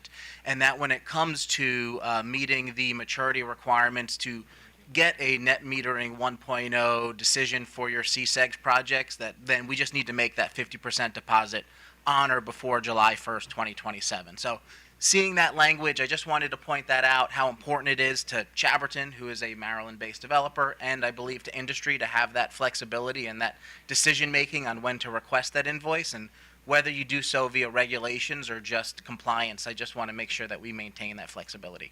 Okay, thank you. I think Commissioner Suchman has a question. Okay, so Mr. Miller, and we haven't heard from Mr. Michel, who I assume is going to have a comment as well. So you think it's fine to issue an order as opposed to putting things in? I mean, I'm worried about putting a lot of stuff in this regulation that's no longer going to be applicable. So if we did an order, I have the sense that there's consensus, but it would make things so much easier, I think, for our staff who were completely overwhelmed by a lot of things. If you could prepare something and then where there's full consensus and then share it with us, and then we could issue it as an order, that would make our staff, I think, much happier. I'm assuming our general counsel is in total agreement. So hopefully Mr. Michel is not going to completely upset the card on this one. Okay. On our point, I would just say whether it's an order in regulations, as long as it's being effectuated by the utilities, we're totally fine. Yeah, with so it, that's right? what. So Mr. Miller, you have an opportunity now to add whatever little language you would like to insert there that will get consensus from the rest of the team. Awesome. Thank you, Okay, Commissioners. thank you. Mr. Michel. Good morning, Commissioners. Joel Michel on behalf of BGE. I'll be brief. We agree that the regulations or the proposed regulations on the screen would not apply to BGE, as the parties that have gone before me indicated we are actually charging the 50% deposit. I just want to briefly address the concern raised about the timing of that. The Commission's regulations provides two processes or ways to do the required studies. There are three particular studies: feasibility study, the system impact study, and the facility study. The regulations provide that those studies can be done individually, separately, or a combined study can be done. BGE has been doing the combined study for, I believe, at least 10 years now. To my understanding, and I've asked my SMEs this, no developer has complained about that, and many actually prefer that.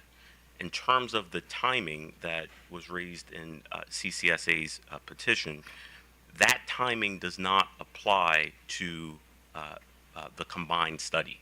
And I would direct the Commission to COMAR 2050-09 12F3 little e that explicitly states that that timing does not apply to the combined study. So it's BG's position that we are complying with the 50% deposit regulation. Go ahead. Okay. So, but just to be clear, you don't have a problem with taking this out of COMAR and then just putting it in as an order. So that's what we could do. Yes, BGE agrees that I don't think these are appropriate for Comar because essentially they're temporary. Right. Okay, I don't see any other questions. Thank you very much. Okay, let's move on to the next issue.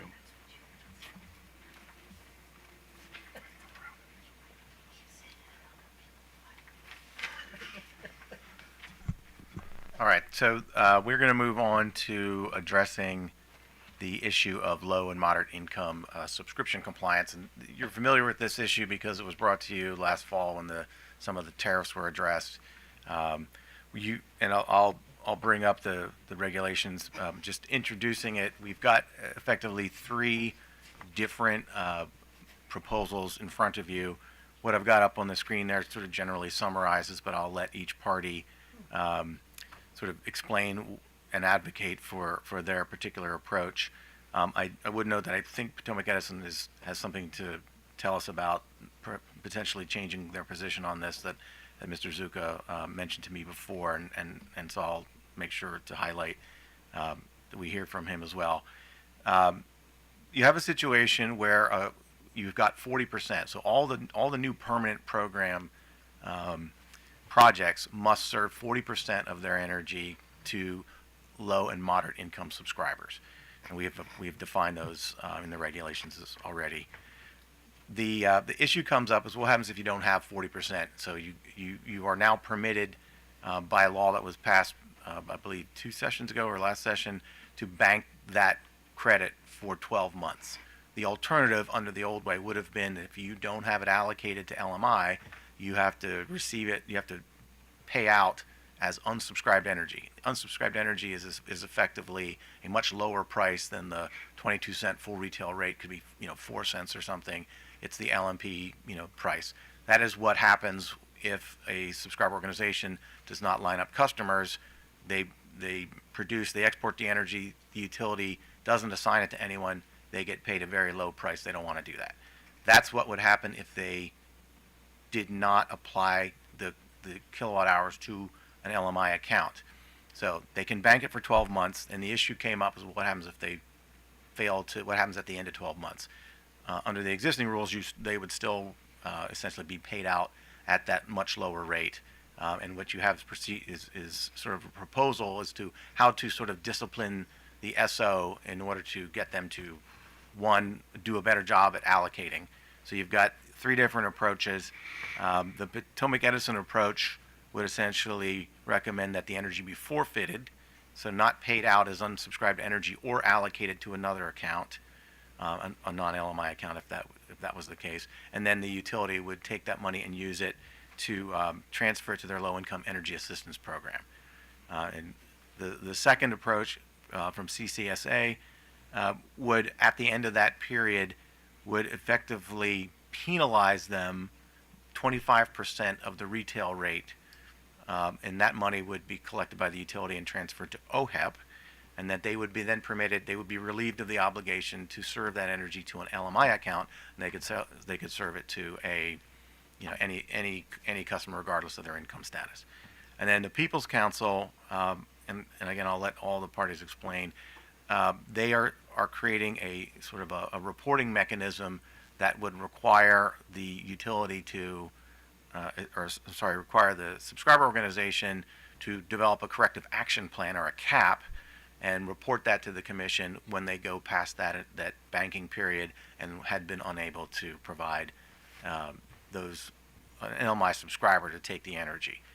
Under OPC's approach, the second year after that, if that happened 2 years in a row, the commission would essentially pull them in here at an administrative meeting, and they would be required to explain, what was happening and why they had been unable to comply. Staff ultimately has changed our position. We are in support of the OPC approach. We originally had some concerns that the reporting mechanism for the CAP in the first year would require us to take some action on it, but after some discussion, I think we can probably work out a manner where those are really just noted and that it's within the second year.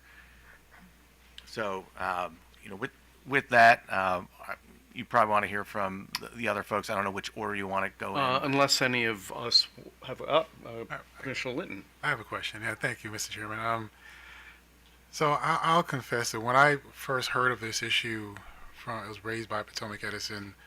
I believe it was a tariff filing that they presented. I was under the impression that there were certain developers that were intentionally trying to not provide credits or to not enroll low and moderate income customers. And so by sending this issue to the work group could help ferret it out. And maybe even come back and say to us, we have all these developers that are not working with low and moderate income customers, they're not enrolling them, that it's intentional. And so I had my enforcement hat on from many years ago, thinking that there had to be some processes in place to try and make sure that we could enforce this issue, which that's kind of how it was presented to us. So, but after reading everything, it seemed like it was more of a transitional or enrollment issue for some of these developers. Do we know that there's some that are intentionally not participating and not enrolling LMI customers, or is this just, they have enough customers one year, some customers drop out, some other things happen, and when we take the analysis of the data for who they've enrolled, we find out they're a little below, and then next year they may be corrected, or is it just transitional, or is this something that companies are intentionally doing? We have there was, to my recollection, no discussion that anyone was doing this intentionally. It reflected the difficulty of marketing to low and moderate income accounts and being able to keep them on service or otherwise acquire those accounts. All right, So well, it's really it's like, are you having difficulty? Why is that? And maybe you should do some additional efforts to reach the full amount of requirement. The alternative, and this is the issue, I think it had been raised that if you are not serving 40% under the definition in the law, you're not a community solar or subscriber organization because you have to do that. So your project would fall out of eligibility. The commission in their ruling on that particular issue said, well, that's too difficult. It's too much of a bar to cover. So they shouldn't be. The utility should not remove that project from the program for failure. And the working group is directed to develop a means to fix the problem without being so harsh on the SO. So I'm wondering if we're not missing an opportunity here. I mean, we have a whole lot of customers in Maryland that are very upset about the size of their utility bills and are looking for ways to lower it. And then we have this program that not only is eligible for low-income customers, but also for moderate-income customers. Mm-hmm. I mean, if you add both of those groups up across the state, and I'm just doing it as a flat number, I mean, you're probably near 1 million households. So that to me sounds like that's more than enough to use up all of the credits we have here.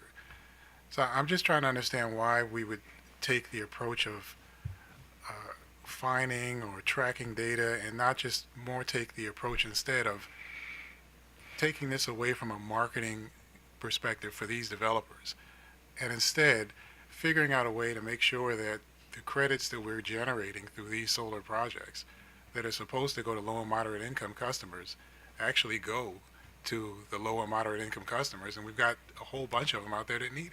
But there is a study that the commission was directed to perform on how to to best incorporate signing up for community solar as part of the energy assistance process, and I think that's that's due next July as well. Mm-hmm. That's something that's under development. Part of your problem here is that it's just the acquisition, reaching out to the customers. You need to get them to basically sign a contract and get their account information and have all the information you need to sign them up. So there's friction with signing up any sort of a retail arrangement, and it just may be more difficult to reach the lower income in particular.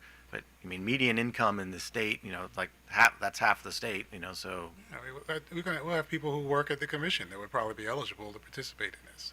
People that work at the utilities that are, well, not all of them, but all throughout government. All throughout government, there would be moderate income people who would be eligible.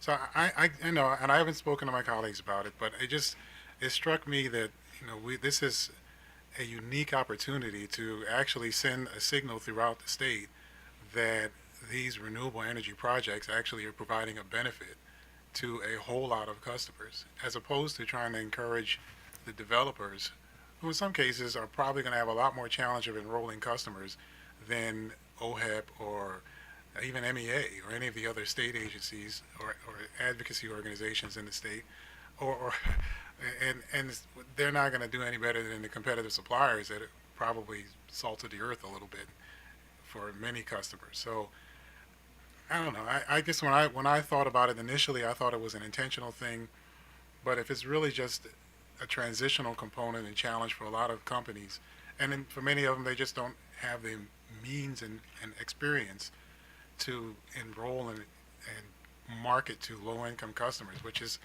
it's a skill set, that a lot of that even OHEP has had to work on for many years now to get to where they are today.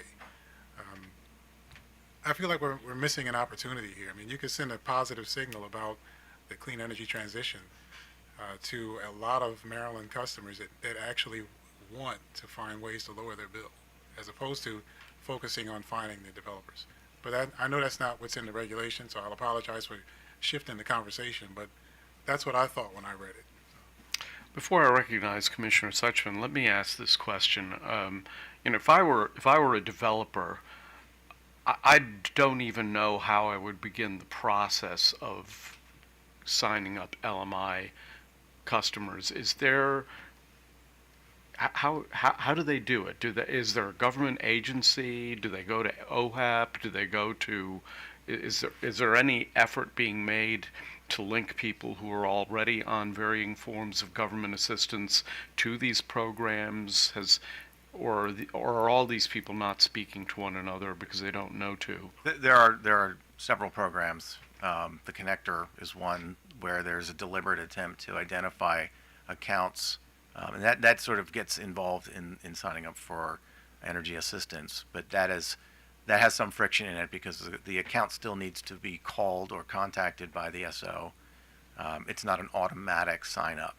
And then there are numerous, and there's a couple SOs that are themselves focused entirely on low income accounts, and so there's a number of folks that are attempting to do that. I think what we're addressing here, and the commission gave direction to the working group to solve this problem. Mm-hmm. It began as a non-compliance, like what to do if there's non-compliance with the 40%, and so it started from solve the compliance issue. The proposal you have in front of you will require the subscriber organizations to file action plans that will address, okay, we've identified what we're not having, why this is not working, here's what we're going to change to improve it. And so I think the expectation is that those will be opportunities for the commission and other parties to hear about what the issues are and maybe take some action to assist or to otherwise provide directions to the SOs as to what they should do in order to comply especially if they go more than a year with this issue. So there are certainly any number of programs that are already trying to solve this issue. The reason the regs are doing what they are is because we were trying to be responsive to the commission's direction regarding a compliance issue that was, I think, maybe not as much seen as anticipated. Commissioner Suchman. So when I was looking at these proposals, I was actually having a similar reaction to Commissioner Linton. I mean, on some level, if there's a problem here, when we have so many folks out there who are dealing with affordability issue, then we haven't done it right. And so if we take the position that we're going to penalize these folks because they're not doing it right, then we are sort of then we become a compliance focused entity as opposed to a community solar promotion entity. And so maybe we shouldn't, maybe we're not really that, but if there's a problem entity, they're going to come to us on a Wednesday, and they're going to lose their subscriber license. so I think putting too much into the regulations, I think, is not the way to go. We have to make sure that we have the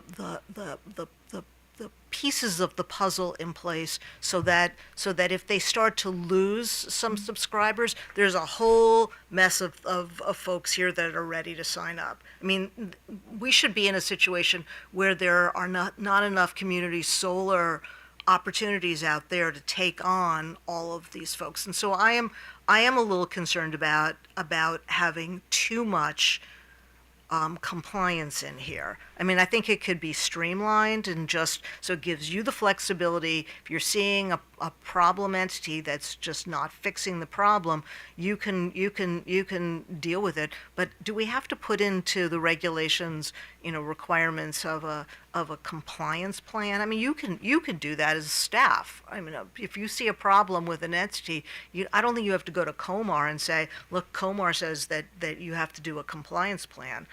You could just tell them, it's been 2 years since you've been compliant. Tell us how you're going to fix it. I feel like we shouldn't be focusing so much on compliance here. We should find ways of making sure that they don't find themselves below. And if they find themselves below, there are opportunities to get back to 40%. And I think one of the features of two of the programs, and probably all of to some extent, is there's a reporting element of it that allows sort of the commission and the staff to sort of determine, are we hitting these targets or are we running into problems? So there's a reporting requirement built into the regulations that basically requires the SO to indicate on an annual basis we're hitting the target or we're not. And it's the ones that fail that 2 years in a row that are then subject to a more rigorous review. So sort of automates it for us. Okay, so do we need this additional language? Well, it really, I think, helps to make it a responsibility for the SOs to develop a means to report it. We're not trying to add additional. No, but you have separate and apart from the language we're talking about now. Are there other places where there is reporting required in Comar? Not specifically for this. I mean, the commission, throughout these regulations, and I think from the beginning, because it was a pilot, there was there's a lot of requirements for the SOs and any of the participants to be responsive to data requests and that sort of a thing. So there's always the opportunity for someone that's authorized under this program to, if staff or the commission wants to ask them, how are you doing? What kind of issues are having? That's always there. These regulations sort of make it like part of a discipline or a mechanism that's going to occur on a regular basis. But all I'm asking is, I'm looking at the OPC proposal, and do you need to have all of these steps in Comar? I mean, can't you just, U.S. staff are gonna monitor what's going on, and if some entity is not behaving, you're gonna come to us if you can't get them to behave, right? Well, I mean, it just seems like there's like. I don't want to answer for OPC because I know they have something they want to tell you about this, but we looked at this, and the reason we adopted what OPC had proposed, because ultimately it seemed like a relatively light form of oversight that allowed us to not have to spend as much of our own efforts, we would have almost this automated reporting approach because of the annual filings, and then ultimately we don't need rules that say the commission can bring someone in for an administrative meeting, but by placing in the rules, it makes the parties that if there were some bad actors, or just makes everyone aware that this is an expected outcome if this is how we're going to address the non-compliance issues. I think there was some concern that without putting that structure in place, it might appear as if, well, if you don't make it, you don't make it, and then there's no commission oversight of making sure that 40% subscription is being upheld. So I would have to say that's the reason we thought it was a reasonable approach to take. Okay, well, let's, I see Mark Zuka is first in line, so let's go to you. Good afternoon again. Just at the start, just want to say, like, our reasoning for advocacy is very similar to what Commissioner Lynn stated here. This is an expensive program, as staff reports. It is intended to help low-income customers, low and moderate-income customers, and our entire point in bringing this up was to make sure that it does. So we are very glad to hear that this discussion, be part of the discussion over the last 9 months, and that again, we're here discussing it to make sure the program works as intended. In order to make this go a little better, we still feel like our proposal has merit, but in order to move forward, we support the OPC proposal above the CCSA proposal. We think it makes sense to focus our discussions on the differences between those two. A couple things I think are important is that, this banking model is implemented. It's required. It's already happening. Nobody is saying that you're non-compliant in a month. You're non-compliant if after those 12 months, which you have ability to reallocate those credits that happened in month 1, if you haven't reallocated those to get a total 40% by month 12, now you're out of compliance. So, that's the only point at which that becomes an issue. We don't feel like there's a need for any kind of grace period after that. That's the grace period that the law has provided, which we understand. It deals with the temporary move in and move out.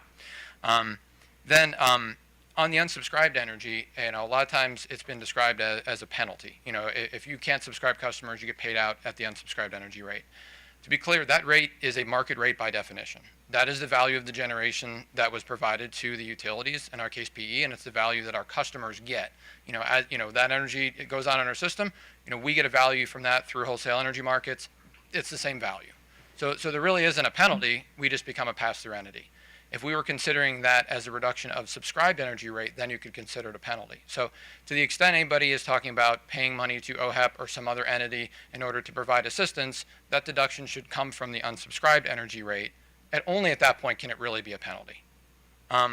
Finally, a couple of the other comments, from CCSA, one of the edits is to put into the regulation that says that the commission no longer has the authority to remove subscriber organizations, authority to operate. The commission has granted it. We would hold that the commission has the full authority to revoke it, for noncompliance. And then finally, we don't believe that in any situation the LMI, the 40% that is supposed to be identified for LMI customers should be applied to non-LMI customers, even with a penalty. That is clearly outside of both the letter and the intent of the law. If there is some benefit to unsubscribed energy that's being provided to LMI customers, it must stay as unsubscribed and then go to OHEP if that model was chosen. What I'd like to do is go through all the commenters, and then we'll entertain questions for all of you, however the commissioners wish to do it. So let's go over to MEA do a little back and forth here. Thank you once again, Lennon Farrig with MEA. I'll be very brief. MEA is supportive of the Office of People's Counsel draft LMI regulations. Though MEA appreciates the novel nature of the alternative proposals, we find that only the OPC recommended language adheres to the strict statutory requirements of PUA 7-306.2. It also provides the Commission with a meaningful opportunity to address SO's LMI shortfall through the annual certification and corrective action plan requirements. Thank you. Go ahead. Thank you, Chair Barbie. Charlie Cockshaw again with Coalition for Community Solar Access. I think just to get to a couple of there's been a lot of different points that have been raised here. And I'll say that, a year ago, what CCSA, like the sort of impetus for this discussion, was that there just is no kind of guidance on what happens if there is a shortfall that was not specified, and that created some financing concern on the industry side. And so we proposed that it should be treated as unsubscribed generation, which is, basically you can bank those credits for a year. If they have not been allocated at the end of the year, then they get paid out at the LMP, the wholesale amount that Mark was talking about. That was our original proposal. Potomac Edison came forward with a more, like, as you all described, a kind of a draconian response to it, which was that, no, these projects, if they're not fully, 40% LMI subscribed, then they could get the boot out of the program. So that created anxiety for developers, for the industry, that, oh, shoot, we need to come up with sort of a counter to that. Like, it's not just being treated as unsubscribed generation. We need to be now in like a major kind of defensive mode. And so that's partly kind of, I think, how this evolved over the past 12 months. that said, I'll say that this is something I would have said if we had sort of opening comments at the beginning. Addressing or having some resolution on this issue, along with the net metering regulations, are the two most important kind of time-sensitive elements of this full kind of deck of regulations that we're looking at from an industry standpoint, and they have real kind of material impact on financing and risk assumptions for the market. And so I'm hoping that we'll come back to the net metering kind of piece too. But on the LMI side, at a minimum, we're just hoping for a decision here. We can also support the OPC proposal. We say that in our comments. That's our kind of second preference. We're okay with that. We do add to what Mark was mentioning a minute ago, that ideally it would include kind of a explicit statement that projects will not be removed from the program. And again, this is sort of getting back to kind of the threat that was raised at the turn of the year. The Commission's guidance in January basically said that wouldn't happen. You would be not only impacting a lot of capital that went into the project, but also the non-LMI subscribers that were associated with the project. So at a minimum, we're hoping that OPC's proposal is adopted. However, getting to some of these points that you all were discussing about, like, there's tons of LMI customers in Maryland, and this is true, but there is some bottleneck issues where it is becoming more challenging to find the customers to serve for projects.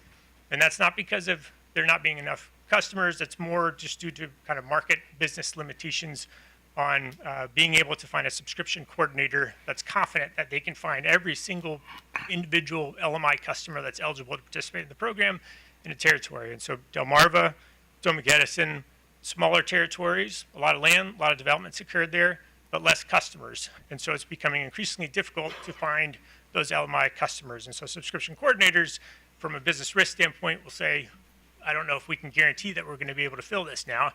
And so that's an issue that the industry's been trying to address. It's something that it's the reason or the impetus behind the study at the PSC around auto enrollment. But relatedly, the proposal that we put forward in this set of regulations attempts to try to address that point kind of in a different way, or provide a different sort of compliance penalty option, that after a year of there being a shortfall in the LMI compliance, the project subscriber organization would have the option to pay a 25% value of the full credit that would have gone to the LMI subscribers had they been subscribed to OHEP. And then OHEP can determine how to allocate the benefits of those dollars to low-income customers. And so I think it comes a little bit full circle with what you all were mentioning, which is that OHEP has gone through this. They know where the customers are. They've got kind of that sort of data at their fingertips. Granted, they're focused on low income, not moderate income, so it's a little bit narrower of a market. But that's sort of the gist of what we're proposing here. So we would view this as kind of like a penalty or compliance payment that an SO could potentially make after year 2 of there being a shortfall. So again, we view this as the importance of just having certainty of what does happen, so that from a financing standpoint, the market can progress and not have kind of this uncertainty looming from a financing perspective. We would support the OPC proposal as a second preference. As a first preference, we put forward the CCSA proposal, which I think actually checks the marks more accurately to the issues raised by Commissioner Suchman and Commissioner Lynn. Okay, thank you. People's Counsel. Yes, Morgan Lay and Tommy Landers, who was heavily involved in the drafting of the OPC LMI regulations. Addressing Commissioner Linton and Commissioner Suchman's concerns about kind of the policing regulatory aspect, I think that's actually really one of the benefits of OPC's proposal, because you have these yearly compliance requirements where the subscriber organization or the subscriber coordinator is required to say, yes, we complied. Non-compliance actually only happens where the subscriber organization fails to reallocate credits associated with an LMI shortfall within 12 months. When that happens, the following reporting period, the subscriber organization would submit a corrective action plan. At this point, there's no real action necessary. It's really more of a record-keeping opportunity to put the parties or interested parties on notice. Okay, this is happening. This is what the subscriber organization is saying caused the LMI shortfall and what they're going to do to fix it moving forward. So no action is required at that point. It gives the commission information about the stated reasons and problems with meeting the minimum LMI threshold. And then come around year 2, if again there is an additional billing period of non-compliance where those LMI shortfall credits are not reallocated within 12 months, or they're allocated to non-LMI subscribers. At this point, again, another corrective action plan will be filed, and this is really where, in OPC's proposal, we more so imagine the PSC taking action at that point. And of course, the commission has wide discretion on how to handle this. If it looks like the subscriber organization is making really great efforts, then that's valuable information to know as well. So really, the goal of this proposal was to address the LMI shortfall and provide incentives for compliance through a record-keeping mechanism that includes a corrective action plan. But I do think it also directly addresses the concerns of, okay, why are we punishing these subscriber organizations when there's, an abundance of LMI customers out there that they're just not able to reach? And these reporting requirements will provide more information on that issue. Okay, thank you very much. Mr. Miller. Good afternoon, Commissioners. I'll try to get us out of here quickly. I know many of us have tickets to BTS, including the good chair. This More than one, maybe. just want a few points. This is not a total market problem, as was discussed. This is a total addressable market problem. When it comes to subscribing low to moderate income subscribers, generally our subscription coordinators see 20 to 25% as what we call the addressable market, the market that we can conceivably get to a subscription. So that's the problem at hand.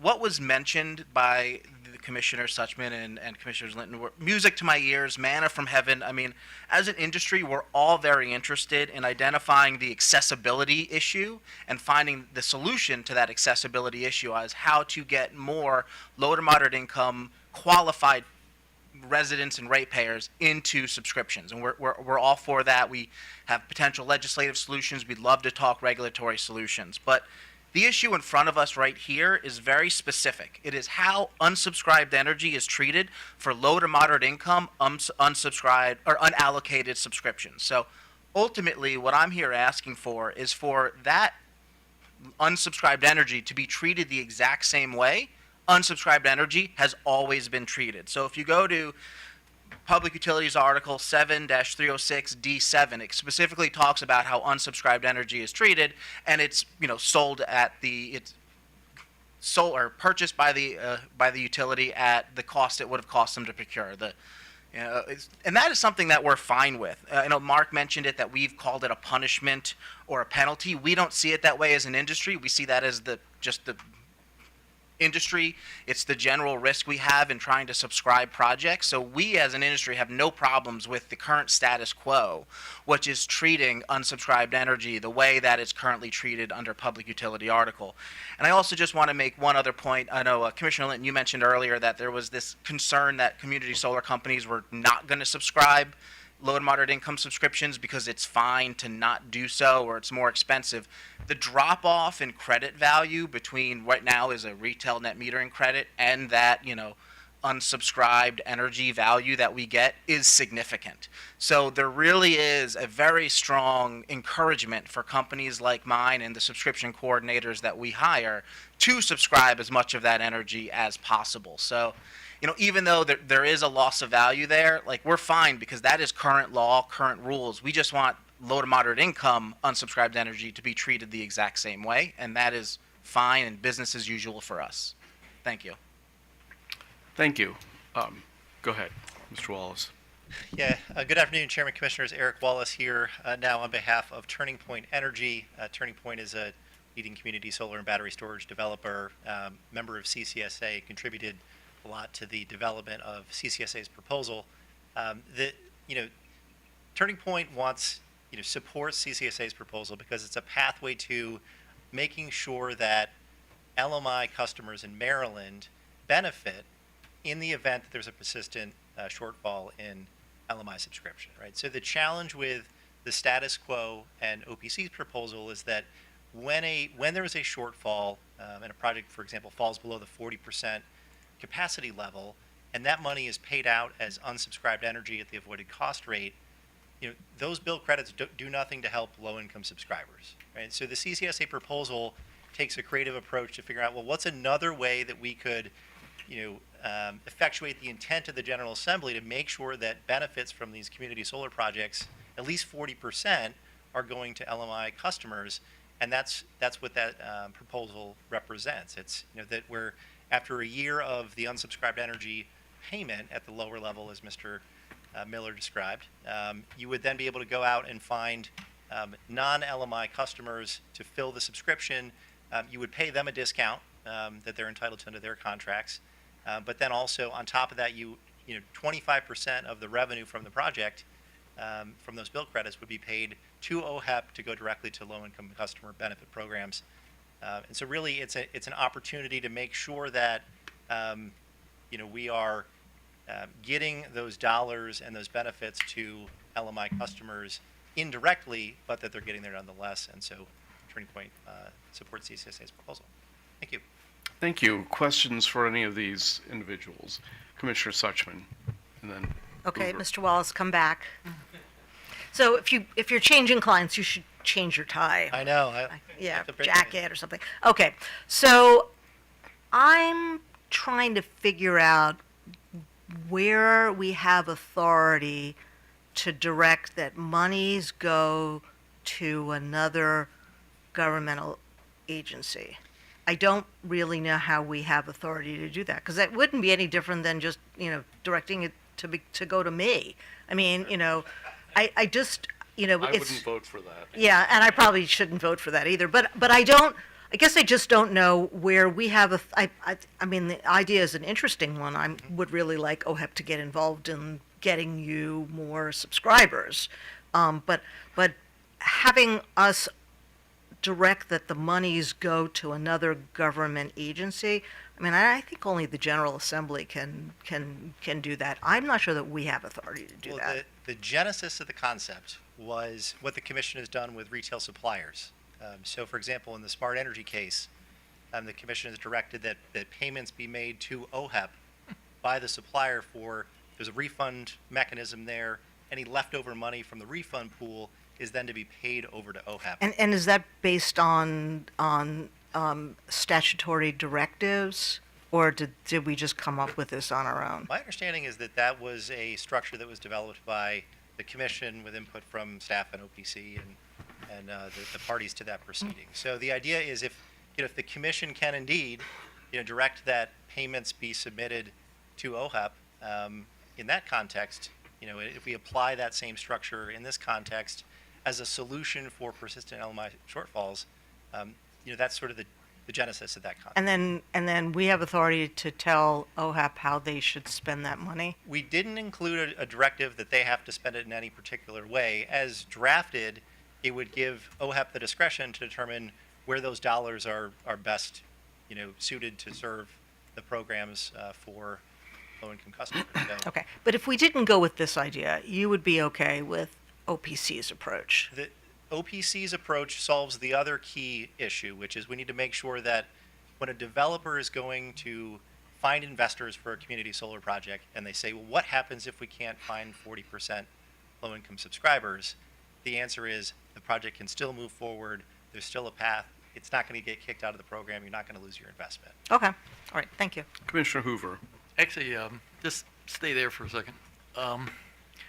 So when this was originally enacted, the 40% number was a compromise because there was discussion about, this idea was being created to provide the opportunity for low and moderate income customers to get solar energy because the concern was that it was basically just middle-class suburbanites that were benefiting from solar. And so the 40% number was picked as one that, would mean something, but wouldn't be that difficult for the industry to achieve.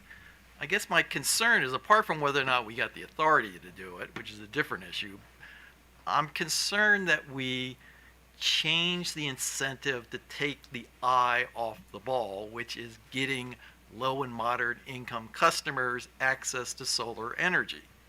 And while making a payment to OHEP contributes to the problem of affordability, a one-time payment to OHEP in lieu of signing up low and moderate income customers really doesn't solve the problem of having low and moderate income customers have the benefit of solar energy every month, not just this one-time payment.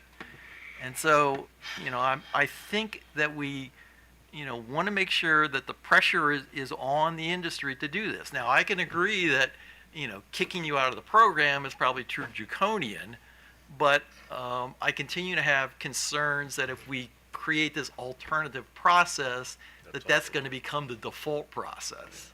And let me allude you to two different situations where that happens. One, not directly affecting us, but the tree law that requires developers to replace trees. There's an alternative process for that, and it's been very controversial because people have said, well, we're still losing too many trees even though they have this alternative process in place.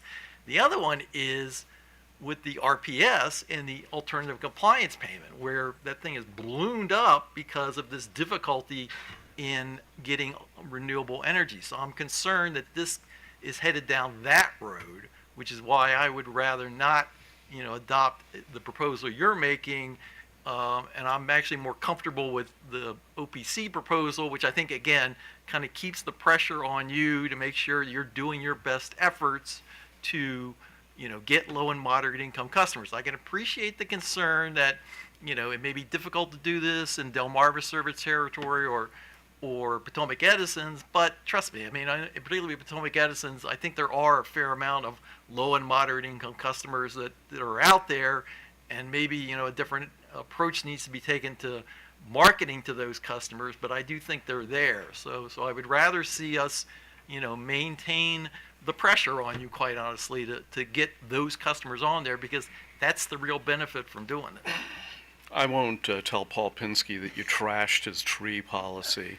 Not his original tree, though, just how Well, the way the little off-ramps they put in there. Yeah, You probably... I wrote those off ramps. Go ahead.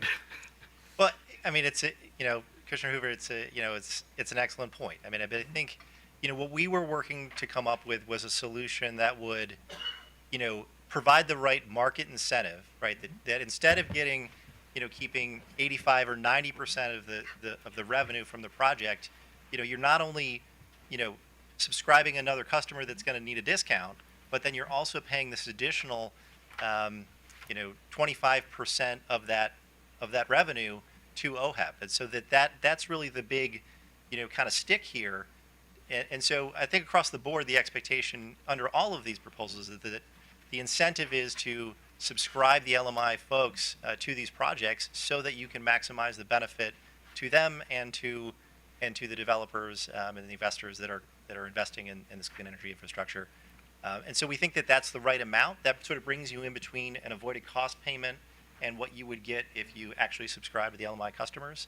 So we try to make it big. It's 2.5 times the 10% mandatory minimum discount on top of the discount the new customer is going to require. So that was the concept. But I hear your point loud and clear. I have a question for John Lennon Miller. So, I should know the answer to this, but I don't. Exactly what does your industry do to find low-income customers? Yeah, What is the best practice, or what is the most common practice? yeah, it's a very good question. So our subscription coordinators generally follow two different pathways to most actively get to low and moderate income customers. One is through our just direct marketing. So they do a lot of email communication, virtual message boards and things like that to just try to, hey, we have a project we're looking for subscriptions for. And then when the customers come in, they check their eligibility. And I'll talk in a moment about how eligibility matters in this. But the second thing that you generally see are local partnerships. So a lot of subscription coordinators will go to organizations that serve low to moderate income qualified people and say, hey, we would like to partner. Can you essentially hand us leads as subscribers? And often then that organization gets paid per lead or per signed contract. Those are two of the most common ways that we see. I will note something that Commissioner Linton mentioned earlier. Part of the earth has been salted due to third-party suppliers, so there is a significant lack of trust that we have to deal with. That really somewhat underlines the addressable market problem I outlined before and why it's only 20 to 25% and not significantly higher. In terms of eligibility, there's really three different pathways to eligibility under the law. One is geotagged. So if you're in a location that is both considered overburdened and underserved, people in those geotagged areas are automatically qualified as low to moderate income subscribers. So subscription coordinators can do geo-specific marketing for people in those areas to be qualified as low And to do they moderate. go door to door? What do they do? I have seen that some. It's not very common. I got to admittedly, a lot of times it's a last-ditch effort from subscription coordinators when they are low and we're getting to the deadline. I would say it's probably fairly low on the list of what they do. So there's geotagged. There's also their eligibility to other similar programs. So we can utilize that as okay, if you're eligible for X program, then you are low to moderate income. And the last thing is self-attestation, which was a big part of the Community Solar Permanent Program to lower the bar. Because it used to be, I need your W-2, and that created significant issues. So we have to work within those, how you can qualify, but generally it's virtual marketing that is the number one priority, and secondarily partnerships. Okay, thank you. Yep. Oh, go ahead. So, do you have any discussions with the utility company whose service territory you're in to try and find out from them where low and moderate income customers might be? It is a very good question. I did have that conversation with some utilities last year before legislative session when I was looking for potential solutions to this addressable market problem. And a lot of the messaging I got at that time was that the utilities did not have that data readily available or to share. I know that since then there's been recent proceedings, I believe it's under PC 44, that have advanced that. So it might be different now. As of about a year ago, when I was asking those questions, actually of people like Mark Zucka, the answer was the utilities really didn't have data to give us at that time. Suchman? And I guess to me, the most obvious source for that kind of information is OHEP. Yep. So is there opportunities for the industry to partner with, communicate with OHEP so that, I mean, I understand OHEP may have a concern about steering folks to entities that they don't really know, but perhaps we probably can't solve the issue now, but perhaps sort of moving forward we can find ways of making that happen. Agree totally. A lot of communication happened with OHEP before legislative session. Actually, the industry's proposal, I would call what we're talking about now the reactive world of unallocated subscriptions, and then there's the proactive world of how do we solve the addressable market problem. The industry's proactive solution in legislative session last year was OHEP based. It was actually fairly similar to the CCSA proposal, where we can formally partner with OHEP and then we can give them the credits to assign directly to their customers. That did not pass legislative session, so that proposal, I believe, got folded into the study that the General Assembly is doing that ultimately, I believe, falls on the Public Service Commission, like most studies from the General Assembly become. But from those conversations, I believe there was just a concern with OHEP providing customer data as a state entity to private companies like mine, and then also an issue with how could they say provide that data to a Chaberton or a neighborhood son who's a subscription coordinator and not to another entity. So then there's an issue with maybe favoritism that OHEP had, why they thought maybe they needed a more formal program in order to do it.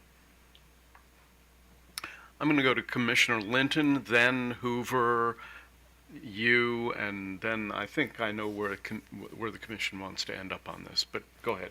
Sure. Thank you, Mr. Chairman. I just wanted to simply note that to me, that process does seem similar to what we did with what we ask our utility companies to do and maybe with our suppliers. But for this kind of solution, especially since you have the moderate income customer as well, which OHEP doesn't serve, Yes. we're missing out on a lot. Yep. So I see that process just very convoluted. And there are a lot of customers that probably have never even thought that they could be part of something like this because they're not low income. They don't receive any of the other SNAP benefits or any of the other initiatives that are part of the programs we have for low income customers. They don't get LAHEAP or anything. In fact, they probably feel like they don't get anything at all and they're probably upset about it. And I've heard that from customers before. So I think that we've made this, and this isn't pointing a finger at anybody, because I think all of us can help fix it, so there's no need to blame anybody at this point. I think that we've made this very convoluted, and the finding and the reporting, and I'm fine with that process. We need regulations to enforce, of course, but my hope is that we would never have to even look at those pages because we've got a whole new process in place to make sure that that million or so of Maryland households that could benefit from something like this, they are. I mean, we should have waiting lists for everybody. So that's all. That's no question. So, not so much a question, but a suggestion on somebody that might be able to give you some access to that information. In a different program that we run in Power, the Department of Housing and Community Development has a specific mandate to reach out to low and moderate income customers. So hopefully they have some information and knowledge about where those folks are all across the state. So they, OHEP may have some privacy concerns and things like that, but these guys are dealing with people's houses, and so they may be able to help you. We very much appreciate that. Again, this is an accessibility problem as I see it, and I would love solutions. I will say what you just said, Commissioner, also previews something else on the agenda here regarding master metering and how that's handled. That's been a challenge because there are certain customers that would qualify as low to moderate income that cannot receive the benefit because of all the red tape around master metering, and that's on your agenda as well. So all these things are like small, a bunch of, all these small cuts to a solution, but we would definitely like an accessibility solution. Thank you. So here's the thing. I think there are 4 commissioners here who support the OPC proposal. Am I correct? Yeah. Okay. So knowing that, you get the last bite at the apple. Yeah, I just didn't want to be silent on the idea of the utilities working with the subscriber organizations on alternative ways to connect customers with programs. We are looking at other programs or approaches across the country in which methodologies or programs will put in place to help connect customers with these subscriber organizations without picking winners or losers because they are competing for particular customers. So I just did not want to be silent on that particular topic. Thank you. Okay. I think we're going to take a 10-minute break here. This is consuming more time than I thought, but these are productive discussions. So it's it's almost 3:30. So let's come back at 3:40.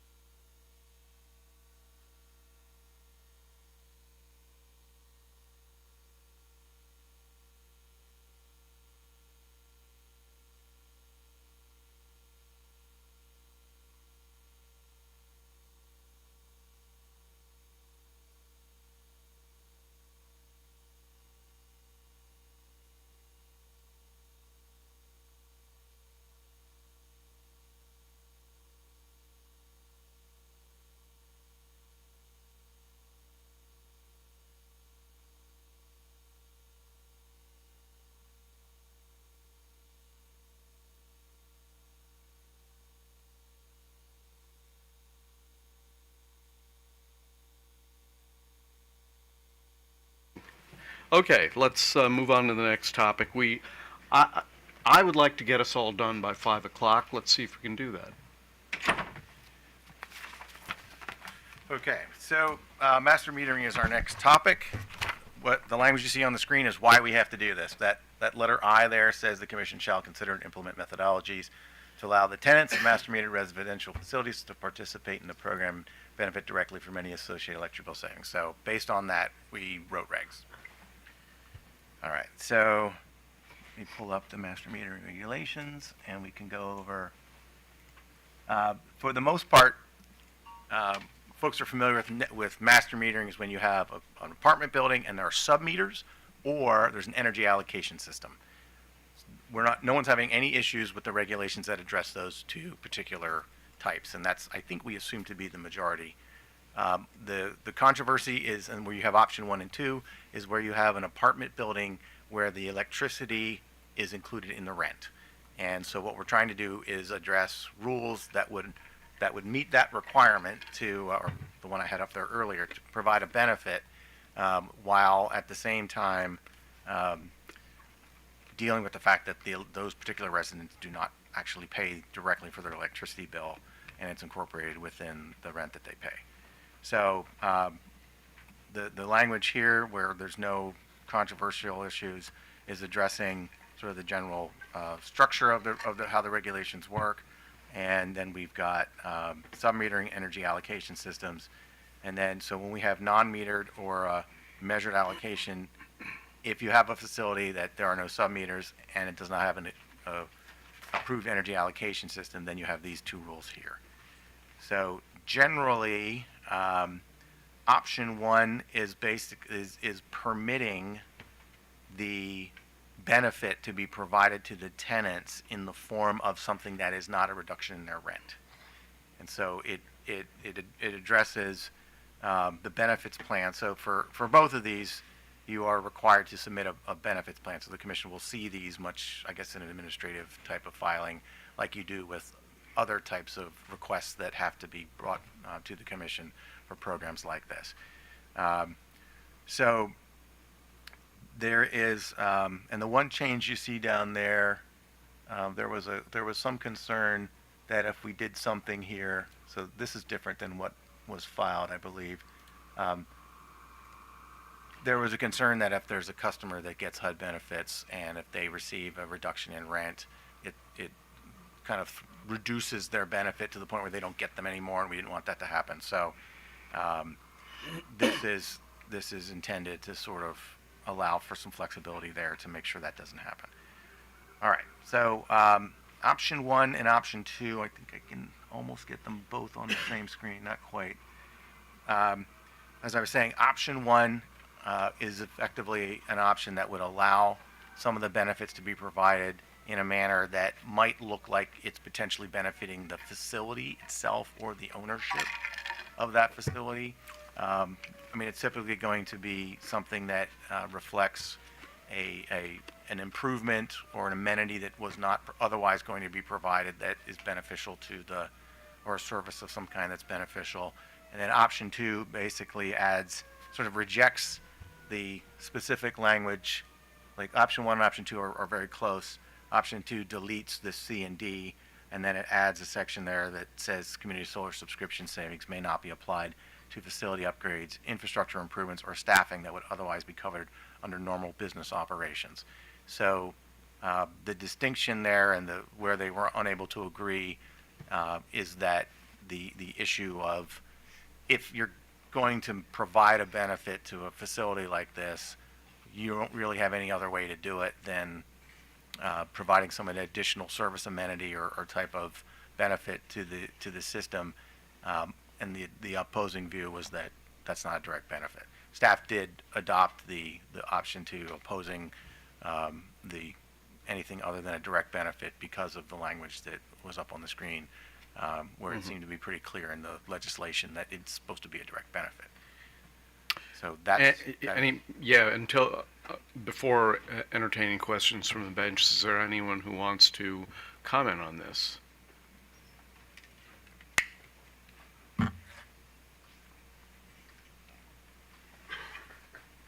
We'll take OPC first. Thank you. I did let Phil know last week during the work group that when this section came up, I would remind him that OPC's filed revisions in our comments removed the direct reference to the HUD guidance and replaced it with consistent with federal guidance concerning community solar benefits for recipients of federal financial assistance. And there was no opposition in the work group on that. There are a couple of other minor revisions that OPC filed in its comments, including removing reduced or stabilized rents as an option because that is in conflict with applicable federal guidance concerning community solar benefits for recipients of federal financial assistance. Could you repeat that about rent control? What was that again? Yes. So under subsection D, where it talks about in a facility not equipped with tenant submeters and without an approved energy allocation system, the master meter subscriber shall, and then it requires the subscriber to submit a proposed benefits plan to the commission describing how the subscriber will ensure that any projected bill savings from the subscription will directly benefit the residents or tenants, and use a method that the commission deems reasonable, fair, and this was some of OPC also, this is the changed language, and consistent with federal guidance concerning community solar benefits for recipients of federal financial assistance, and which may include, but is not limited to allocation by. And that's where in OPC's filed version with the comments, we struck reduced or stabilized rents because that is in conflict with applicable federal guidance, current applicable federal guidance. OPC is... Does staff agree with that?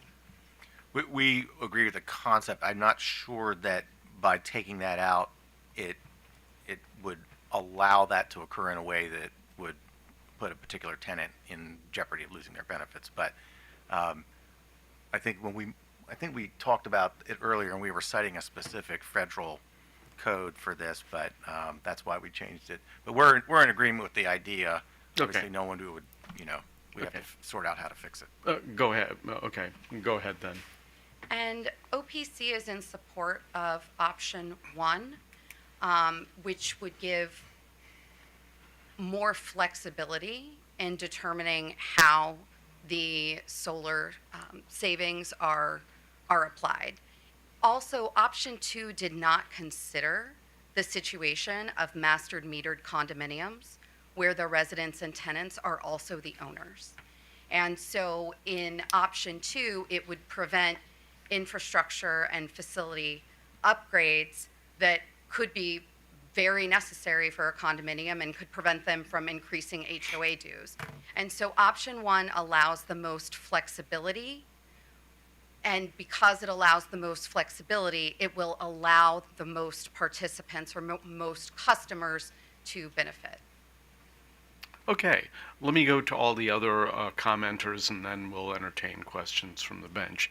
Yes, give us your name and please spell it if you haven't given it to our court reporter. Good afternoon, Olivia Ottaviano, O-T-T-A-V as in Victor, I-A-N-O, with Solar Landscape.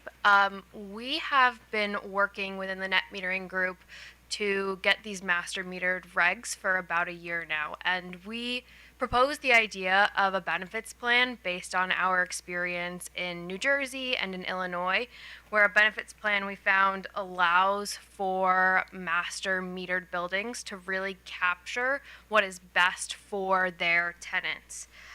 We proposed option 1 largely because we didn't want to put a value judgment on what is considered a direct benefit. In our experience working in New Jersey, we've had a lot of tenants say, being able to participate in renewable energy and in community solar is a direct benefit to them. And we felt like option 1 gives the building owners, the subscribers, the opportunity to engage directly with their tenants to create a plan that, doesn't say, a facility or amenity upgrade beyond, required maintenance isn't a benefit to them. That said, that's really where, like how Phil said, that's kind of the main difference between our proposals. We just believe that, it goes beyond required maintenance. The example that kept coming up in the working group is, a coat of paint. What does a coat of paint mean to a resident? And our feeling was that as a subscriber organization, it is not our business to create a value judgment on what that does for the tenant, which is why we have supported option one. And we have spoken with OPC about the condominium issue specifically and feel like that directly, addresses their concerns as well. Thank you. Okay, thank you. Charlie? Thank you, Chair Barbie. Just voicing kind of a +1 to what the woman from Solar Landscape just said. Was Solar Landscape's proposal, but CCSA and the other joint solar trades supported it. And the experience from other markets is that flexibility is indeed helpful in making it kind of a scalable option for these master metered buildings to even have an interest in potentially participating. So the greater the flexibility, the farther the reach. And as we heard earlier from John, the master metered accounts are often ones that potentially could be homes for LMI customers. So that would be a way to reach those customers. Last point I'll say is that in the regulations, it does specifically specify that the building owner cannot profit from these from the subscription. So there is kind of a safeguard there that the building owner is not going to run away with the value of the credits. It's something that has to go back into the building. Okay, questions? Commissioner Suchman, how about you? So I'm trying to figure out how you determine that a master metered building is eligible. Because you're going to have a whole range of tenants in that building. And some of them may be low, some may be moderate, and some may not meet the requirements. So how are you making determinations that a master metered building is eligible? The statute doesn't define that the master metered building has to be an LMI building, and I think that is where things get a little bit complicated. I know that in comments, Chaverton proposed, ways to talk about that eligibility, but we do know that, there are master metered, non-allocated, non-sub-metered buildings that exist that are do not have any LMI tenants. The statute just says master metered buildings. It doesn't specify. So I think more would need to be done to determine eligibility on the subscriber level and how that impacts like the LMI percentage. But the current proposed regulations don't address that. So are you looking for master metered to meet the 40% condition, or this is just participation? This is just participation the way it is currently written. Okay. So if we were to look to master metered low income, how would those determinations be made? That would be more information between the building owner and the subscriber coordinator or subscriber organization. Morgan is very familiar with this. The building owner might not even have the information that their tenant is LMI. So I think it becomes a communication pathway between the subscriber coordinator and the building owner or the master meter tenant. But so when you do a master metered building, are you thinking about it in terms of all the tenants being subscribers, or the building being the subscriber? The building is technically the subscriber. It's a single meter. In a non-sub-metered, no way to determine whose usage is whose. It is just that single meter that is the subscriber, which is the building. Okay, and then if you're trying to qualify for the 40%, that's would you need to have every tenant in that building be LMI? I think that is something that Chaberton and John Lennon Miller would like to figure out in the working group on how that. Okay, so you're not there yet. No, we're not there yet. Okay. We're just trying to make sure that these types of buildings can participate. Okay. These have been in statute, I would say, since 2024. So we've been trying to implement them for almost 2 years.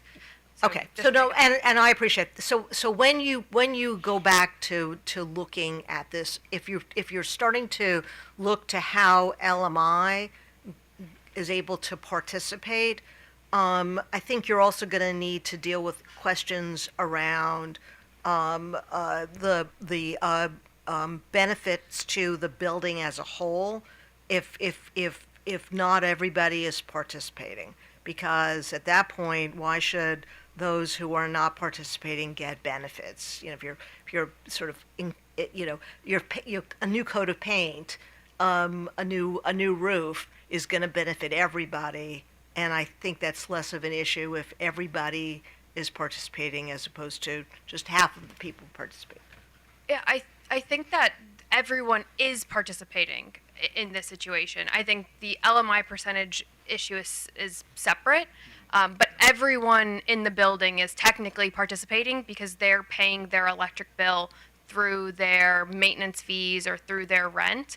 But since that building is the subscriber in this case, everyone in that building is technically participating. Okay. And I'm assuming then you can also get to the issue that OPC raised about making sure that you're not knocking any potential customer out of their ability to qualify for Section 8, for example. Yeah. So those folks may not get the benefit, then they're going to extend. But you'll be doing that in the working group. Yes, that Okay. was our plan. All right. Thank you. Thank you. Actually, is this a big part of the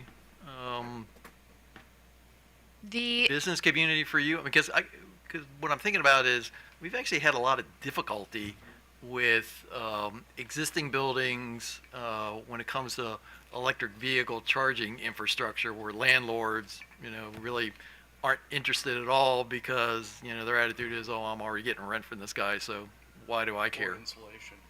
Yeah, in Maryland, we have not seen this. We haven't. I would say we probably have one or two of these buildings that we've spoken to. We're much more familiar with them in New Jersey. Is it a large subsect? I wouldn't say it's massive compared to other populations or other types of buildings. It definitely is more common in older buildings. A lot of newer buildings have these sub-metering capabilities.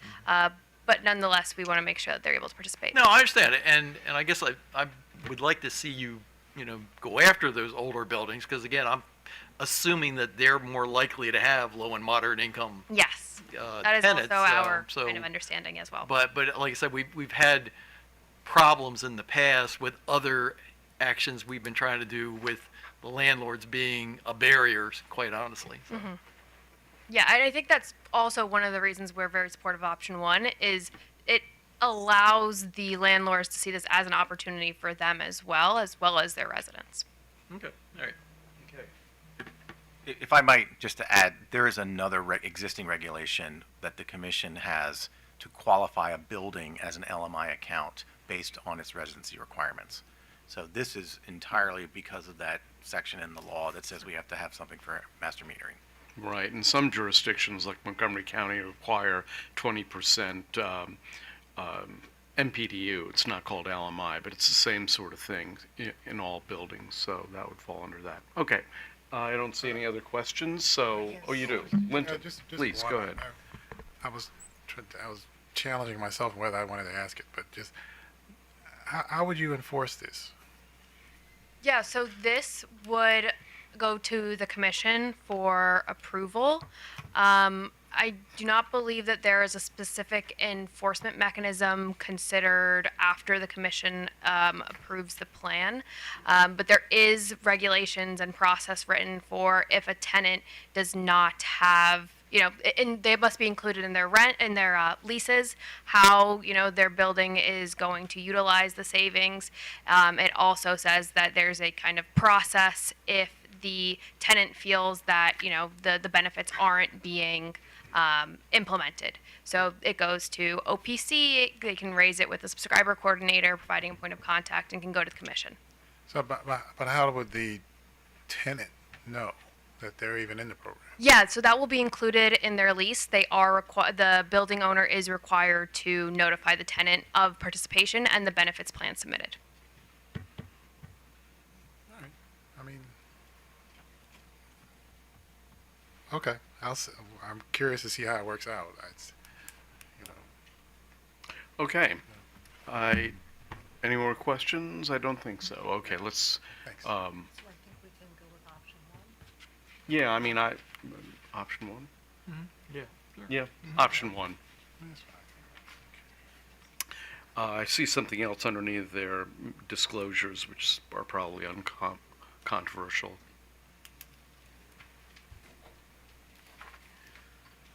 The only language that was in contention was option 1 and 2, the red. Okay, all right. Everybody else, everything else. Okay, well, let's move on then. Okay, the next item is the financial and cybersecurity subscriber organization, and so basically this is the subscription coordinator bond language. No. There was some additional negotiation in the last 2 weeks, as so we will be able to hopefully provide you with a few edits to what was filed that we will need to go over. Let me pull this up.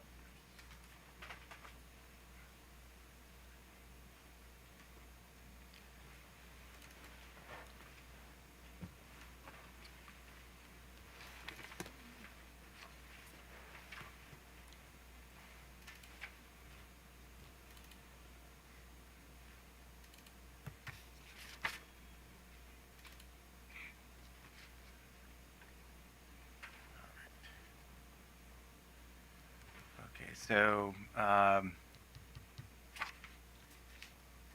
staff is sort of recommending adoption with the languages filed. I think there are maybe some folks that want to talk to you about changes to it. This is an edit, so this section C, what this is doing here is there was some concern from, I think, the joint solar parties. The language above it that talks about verifying that the agent or subscription coordinator verifies the cybersecurity, we're happy with using a written certification for this. So you've got, in this package, you've got rules that sort of expand and clarify the bonding requirements for subscriber organizations and subscription coordinators. There's really not much changing relative to the subscriber organizations other than this, which is clarifying that they are responsible for actions of their agent. It expands their responsibility for anything that's unlawful, including in security and some responsibilities for security breaches or administrative failures of a subscription coordinator acting on their behalf. So most of the concerns seem to be addressing the issues relating to the subscription coordinator language. Okay, does anyone in the audience want to comment on this? Okay, Eric. Good afternoon, Chairman, Commissioners. Eric Wallace, this time on behalf of Perch and Arcadia. And I'll keep this very brief. The Perch and Arcadia are subscription coordinators operating in Maryland, subject to this bonding regime. We, as addressed in the comments, the bonding issue has been a challenge for a number of years. We're pleased to have gotten to this point now where we've got a path forward. It's a compromise. Won't belabor the point there. We don't oppose the alternative language that staff has on the screen here. There was there's sort of two issues that I wanted to flag. One is Perch proposed some language that was talked about in the working group but didn't make it into the regs. I think that was inadvertent, but allowing for affiliated subscription coordinator entities to sort of share a bond. So in the case of Perch and Arcadia, they have a number of different companies that are owned collectively by the same group of companies, and so they want to make sure that when they submit a bond, they can just list out the different entities that the bond covers and make sure that the aggregate amount of the bond matches what's required in the regs. So rather than having piecemeal 4 different bonds, they would be able to have one bond that covers all 4 list them out, same amount of money. Commission has the same bonding coverage from those companies as they would individually. The other issue that I wanted to raise is that one of the contentious issues in the discussions within the working group on this set of regulations was around concerns about cybersecurity and how the bonding would interplay with that. And there's a cybersecurity insurance requirement in there. There's also, this language dealing with, the prior language dealing with cybersecurity verification. And there's a concept of a new cybersecurity guidance document that's going to be developed by staff and the commission. And so the key thing there is, we all agree that there should be a kind of standard framework for cybersecurity obligations that has yet to be developed. Perch and Arcadia, intend to participate in the working group process to develop that, but we will also need to commit to it on the far end of it. So the key thing there is just making sure that there's an opportunity to continue to engage as that's developed and make sure it's something that's workable for the industry on the far side. Okay, but fundamentally you agree? Yes. Okay. So that's the language that it made it into our discussion for today. Perfect. I believe that's language. The bold at the top is the edit that says subject to applicable Maryland law, just because we weren't entirely sure if that create a bonding language issue or not. And then staff. Let me go through everybody. So there's the language he was talking about in case there's a question. And then staff is certainly agreeable to when we develop the cybersecurity guidance, that there be an opportunity for parties to comment on it before it goes into effect. Okay, Landon, why don't you go next? And then we'll do questions after. Thank you so much. Landon Farrig with MEA. This was a very contentious topic within the work group, and I appreciate staff's effort to come to a consensus. We did just want to bring it to the attention of the commission that the bonding requirements at their current level may have an effect on the marketplace and its ability to participate. The addition of onerous bonding requirements that could be a barrier to market entry may limit the availability of participating SCs in the state, and it could also limit the scope of projects that SOs that a single SC could coordinate by creating a bonding requirement that is not reasonably attainable. So for that reason, MEA would just caution the commission that these bonding amounts that were proposed in the regulations may be aggressive given the relative risk of LSC malfeasance. Okay, thank you. Charlie? Yep, thank you, Chair Barbe. We see the joint solar parties primarily deferred to the subscription coordinators because the bulk of these regulations are aimed at the bonding requirements for subscription coordinators. Not too much has changed on the subscriber organization side. However, there was concern from joint solar parties initially on how they were supposed to verify a subscription coordinator being in compliance with the cybersecurity regulations. But thanks to Phil, commission staff, with this change or edit that's provided here, we talked about it yesterday with the group, joint solar parties, our concerns are addressed. So with that edit there, I think we're also on the same page with everybody else. Great. Questions? Commissioner Hoover. So, Phil, for this working group you're going to be putting together, is it going to include our recently stood up cyber folks? So we actually have the expectation that the cybersecurity division at the commission will draft it. I've communicated with them and say, hey, can we do this? And I think the answer we got back is, so the net metering working group will probably, if these regulations are adopted, we'll ask them to begin working on that. The rules allow, you don't have to be compliance until it's actually in place and approved. So we definitely will use our folks to develop that. And there's some similar regulations throughout that other entities are responsible for, so it'll follow along those lines. Okay, all right, thanks. Commissioner Suchman. Yeah, so, Mr. Wallace, I just want clarity that when you're grouping all the bondholder as sort of, representing all these companies, the aggregate amount is not going to be $1 million. If you have 5 companies, it's going to be $5 million. It's just going to be one bond.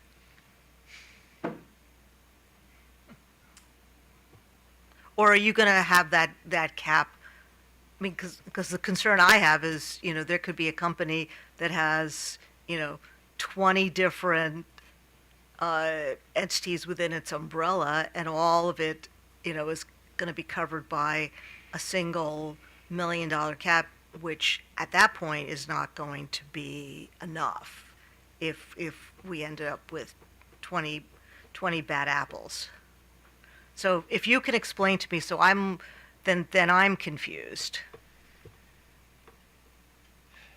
Well, I mean, it's a fair question. And maybe you should leave this for the work. I mean, if we don't have a clear answer, and so then maybe It says it's the aggregate of all the bonds. the aggregate of all the bonds is $1 million. Well, so you're asking whether or not the maximum bond cap at $1 million Well, would allow them to- Mr. Wallace wanted clarity that he could group all of these companies together in one bond. And that's what that's what they've proposed with this language. Is the aggregate cap for all the bonds, for all the companies, would be $1 million. And you're asking a great question, actually. What happens if the aggregate of all the bonds they're trying to put into one exceeds the maximum? Is that what you're asking? Well, yeah, and how do you prevent 50 companies from all sort of getting together and going under one bond? I guess you don't. This language would allow them to do that. Now, one of the things you have to remember is the commission has the ability within these regs to review bonds if the size, in other words, if you end up having, 80% of the subscriptions in the state and you just, there's two companies and they're splitting it, or, the commission has the ability to Or one review- company. Or one. There's Right. the ability to review those maximum bonds to make sure that the coverage is adequate. Okay, so I guess the question is, why do we have to put it in the regulation? But what? The $1 million aggregate bond cap. They wanted a limitation. Okay, so you guys wanted it. Yeah, the aggregate cap is the limitation for an individual subscription coordinator. So we actually hadn't talked about the idea of, I think it's very reasonable of you to require that the aggregate cap be what it would be individually in that combined bond. So the purpose of the combined bond is to consolidate the instrument, not to change the amount of the protection. Well, that's why I'm concerned that you keep adding all these people and you're going to dilute the value of the bond if all of the folks under that bond end up being bad apples.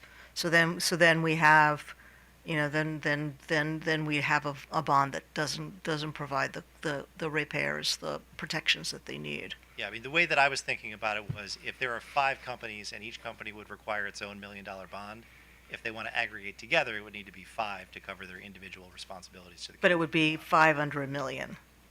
It would be a $5 million bond. Oh, it would be a $5 million bond. That's what That's how I was thinking about okay, but that's not, I don't think, Mr. Vanderhagen, I don't think that's how you interpreted it. Well, so I thought you interpreted it as the let him answer. aggregate. The language here is referring, so in 4B, it says the coverage is sufficient to cover the aggregate bonding obligation of all the listed subscriptions under the applicable tier in subpart C1 and 2. So I think a reasonable way to read that would be that those are individually determined and those are capped at $1 million, but the ability to aggregate those individual requirements doesn't make them capped at $1 million altogether. Could you clarify that in the language? Yeah. Because that was confusing to me. The way that Mr. Wallace just explained it was how I interpreted it, but then Mr. Vanderhagen, when you explained it, I got confused. So I just want to make sure that you can put it all in one bond. If you've got 25 companies, then you've got 25 million. So we would have to say something that said that the aggregate allowed under this subsection 4 is not capped by the individualized review. Or you could just say you can put all the responsibilities under a single bond for affiliate companies or something. I mean, you can figure it out. Okay. All right. Thank you. Okay. So, Mr. Chairman, Yes. I just had a quick question regarding the, and I think it was CCSA I was going to ask. Are they still here? We heard a comment from, I believe it was MEA, suggested the amount of the bond could be a detriment to new developers, maybe even current developers. I just wanted to get a response to that. Is the number too high, or should it be something different, or? Yeah, this is a tough one for me, because we've got the membership, at least for CCSA, has become where I've got a lot of subscriber organizations, but not a lot of subscription coordinators. So most of my feedback is coming from the subscriber organization side of the development line. Some subscriber organizations do everything. They do the customer side of it and they do the project side. But in general, what is more often the case, the subscriber organizations are focused on the project development, subscription coordinators are focused on the customer side, and the two partner together. And so I know that there's been some concerns raised by subscription coordinators with feeling like, oh, if they got to do the cybersecurity requirement and they got to do this bonding on top of that, there's redundancy and it's unnecessary. And Bill can attest to, like, there was a lot of conversations, a lot of meetings that happened over the past year on this topic. However, I think there's also, I didn't get like strong advocacy from subscription coordinators to oppose, what was being put forward today. I think there's a little bit of a sense that we just need something. Let's move ahead with this. This was good enough. And so, that's I can't speak on behalf of all the subscription coordinators, but that's kind of the perspective I have from where I'm sitting. I don't know the answer to this. Is this considered a fairly standard number in terms of a policy amount? Eric might be able to speak more to that, but I think from like Mark, because Arcadia Perch kind of got into the weeds on this more from other states. But I think having a cybersecurity requirement, that's pretty standard. I think that's what New York has at least. Bonding requirements is not very common for subscriber organization or subscription coordinators. But that's just been, it's a product of the pilot program in Maryland. Where the impetus was for all this was that there didn't used to be subscription coordinators. There was only subscriber organizations. You had to get a bond if you were a subscriber organization. But then we created a new entity, the subscription coordinator role, and then they had to get bonds too. And there was a concern that was just duplicating the same bond amount for a project on two entities, and that didn't make sense. So that's kind of what caused this whole issue to come up a year or so ago. So I think what the subscription coordinators are paying in the bond now is less than what the bond is for the subscriber organizations, but I think it's still considered relatively high. But I think also folks just want it done.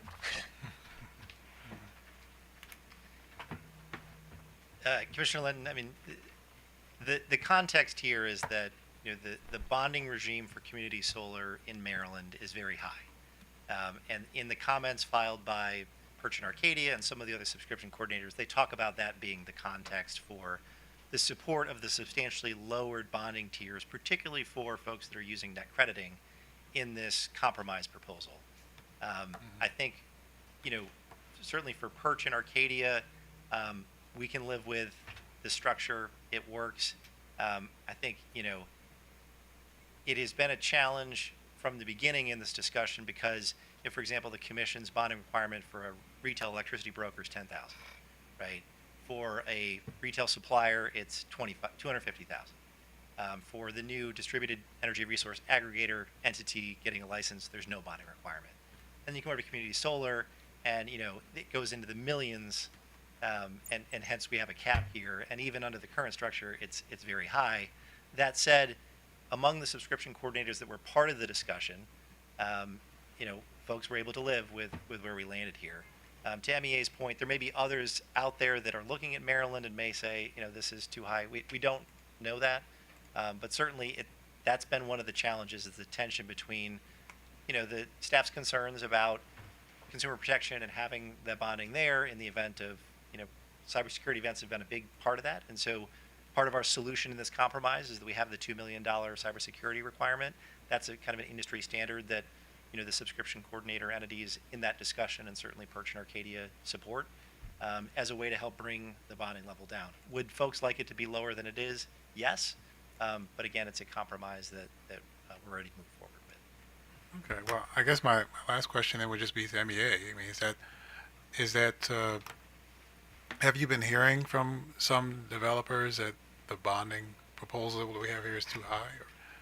So that was what was addressed in the work group. I think, like I said, I think the work of the work group, the ultimate result was to come to the conclusion that we have on paper, but just wanted to raise it for the commission's awareness. I think in our comments, we note that Delaware's is $50,000 or more, without really a construct of what to create the or more, right? So considerably more than a neighboring state, and we just wanted to raise it for the commission's awareness. Okay. Okay, thank you. All right. Do you have some wording for us, or do you? So I think what we're going to have to do to correct that, if I have to edit on the fly. Sure. Adding to what you've got there, we just need something that that essentially addresses. I believe the $1 million cap is addressed in D2,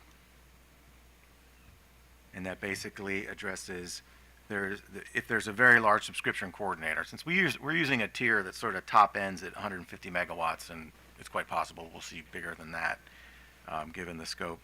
So there's an opportunity to review if necessary. That's where the cap is. So I think what you would need is language to this that said probably we would add like a 4C that simply says the aggregation here does not or is not affected by the $1 million limit in D2. If that works for what you. I wonder if we could just add to our current list in 4B, C1 or 2 or D. And would that would mean that the aggregate bonding would need to cover the listed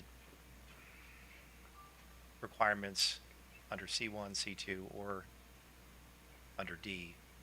Well, so D2 is the $1 million so D2 maximum. And I think what we're being asked to draft here is something that would make it clear that the sum can exceed that $1 million if the bonding in the tiers for the individuals went higher than that. I think that's what you're asking us to do. I'm not the lawyer. Is that what are we asking them to do?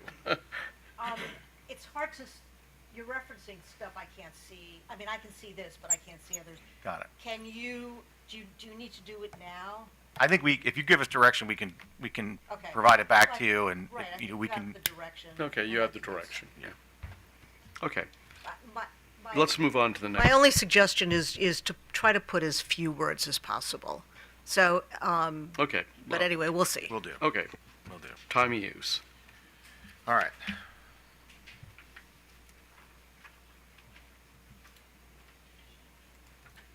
So as sort of noted in the staff comments, the time of use regulations exist for net metering for behind the meter, and there have been some additional direction from the commission. Our desire here is to, without creating a lot of trouble, essentially make sure that what we have is a set of regulations that's consistent with the direction in PC 44 and in RM 83. So what this language does, and I'm sorry, I have to scroll down past this section.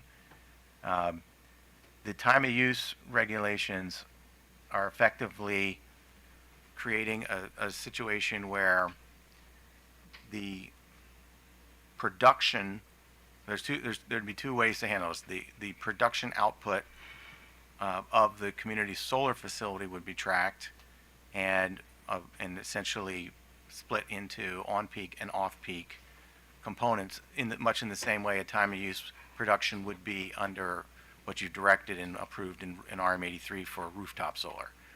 That option is very likely not to be acceptable to any of the utilities because it requires significantly more additional programming to sort of track the output of the community solar facilities so they can be organized into individual buckets.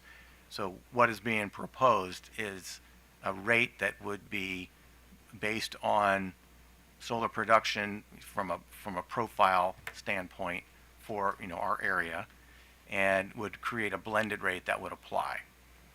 Now, we understand the utilities are very concerned about having to even develop that kind of approach because it would have some costs associated with them.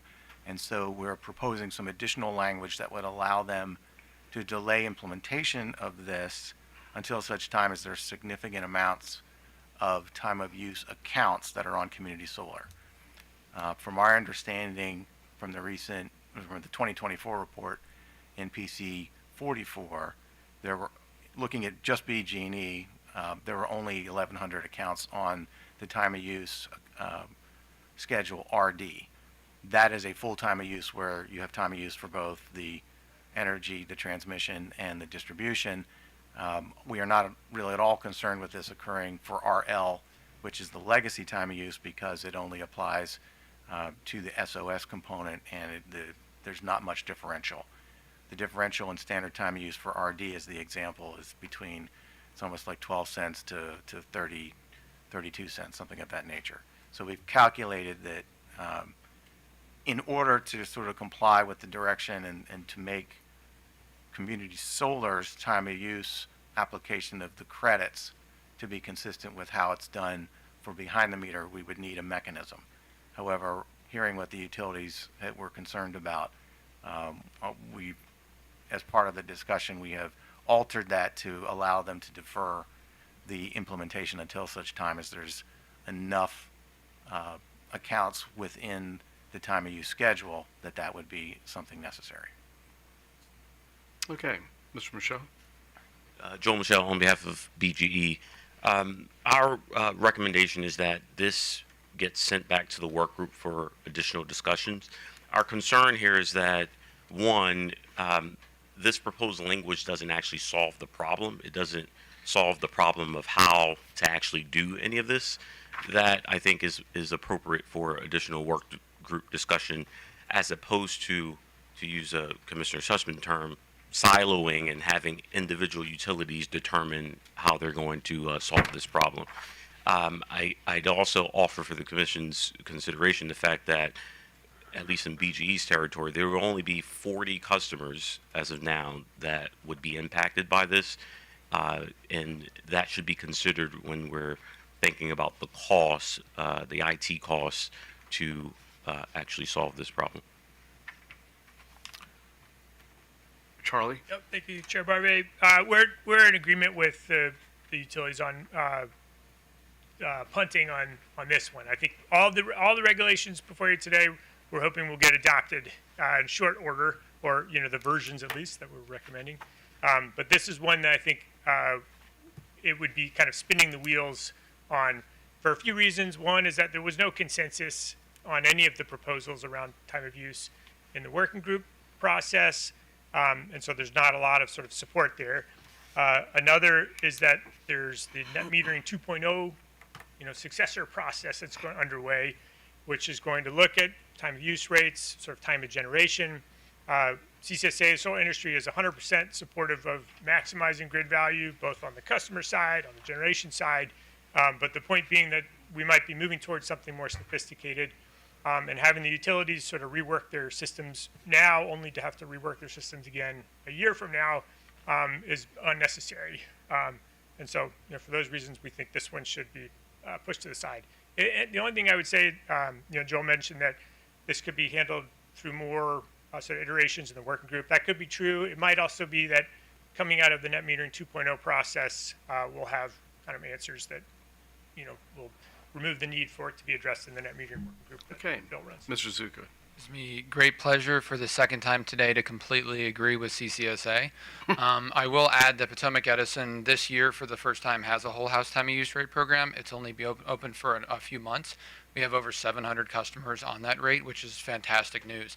Adopting these regulations would require us to rework the systems behind that proposal, as it is just getting started, and would affect the rates customers are seeing as well. So again, no comment on the policy. We believe that our program is running effectively in its infancy, and we would like it to continue without having to change it at this point. Okay, questions? Any final thoughts?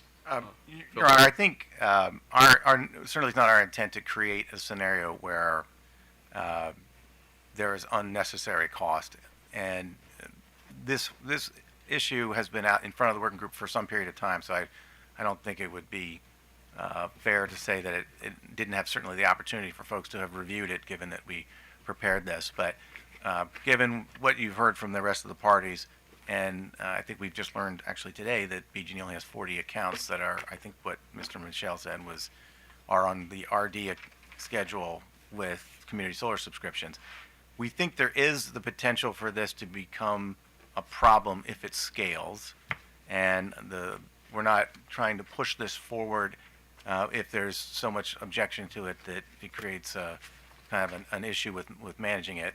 Hearing that there's a few hundred with PE is new to us as well, but to the extent that there's not a subsidy that's scaling and occurring, because that subsidy is recovered from the rest of the ratepayers, I think we can delay addressing this until further. Okay, I think that's the sense of the commission also. Okay, contract transfers for affiliated subscriber organizations. All right. Now, this particular change was brought to us by Mr. Wallace's client, so I'm going to ask him to explain in some detail what this is doing while I bring this up. To our understanding, there is objection from at least BG&E on this matter. As noted in our little agenda here, what this is doing is allowing affiliates of an entity to transfer contracts from one subscriber organization project to another. It reduces from 30 days to 12 days the notice that is provided. Staff is supporting this because I think we've reviewed the intent. It appears to be reducing some friction for the SOs that need to sign customers up and move them from a project to another while they're waiting for a project to get started. And we, having reviewed how it's changing the notifications, don't think that it creates a significant concern for customer protections. Okay, what say you, Eric? Yeah, good afternoon, Chair and Commissioners. Eric Wallace here, this time on behalf of Solar Landscape. And the genesis of this proposal was, Solar Landscape is a developer that focuses on commercial rooftop properties. So they have many, many more projects, but they're all smaller.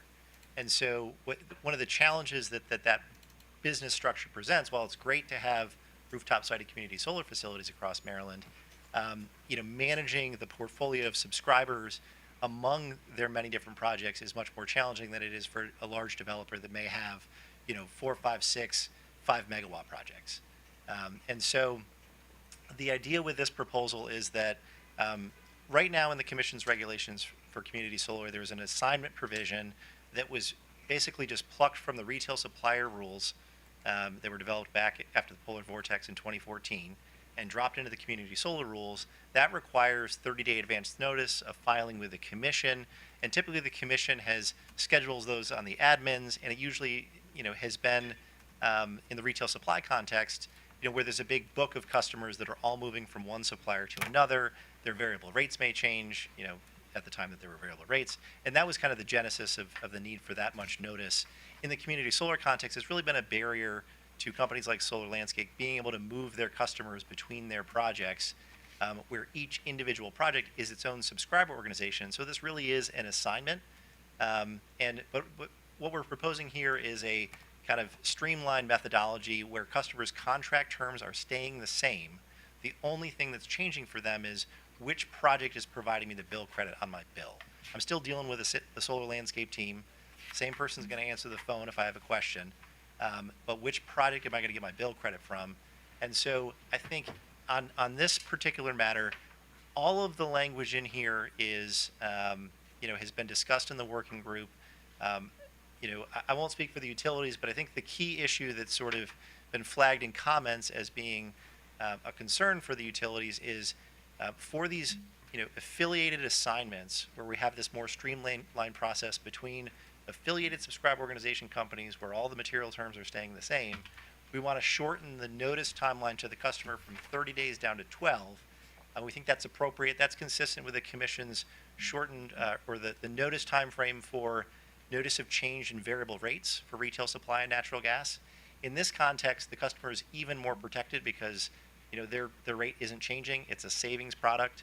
The contract terms are all staying the same, and it's just the project behind those bill credits that's changing. And so that's helpful because it allows us to, for example, if we have a project on rooftop A that needs a couple more subscribers, and there's some folks on rooftop B that are signed up, but but there's a permitting delay, or there's some other delay with that project, we can then take those 2, 3, 4, 10, 15 subscribers, assign them over to Project A. We can get Project A online sooner, so the customers that are subscribing get that benefit sooner, Maryland gets the energy sooner, and it helps to manage this whole portfolio of rooftop projects more efficiently. And I think we've had broad support in the working group. I think the only issue that isn't consensus, as far as I know, is shortening from 30 days down to 12.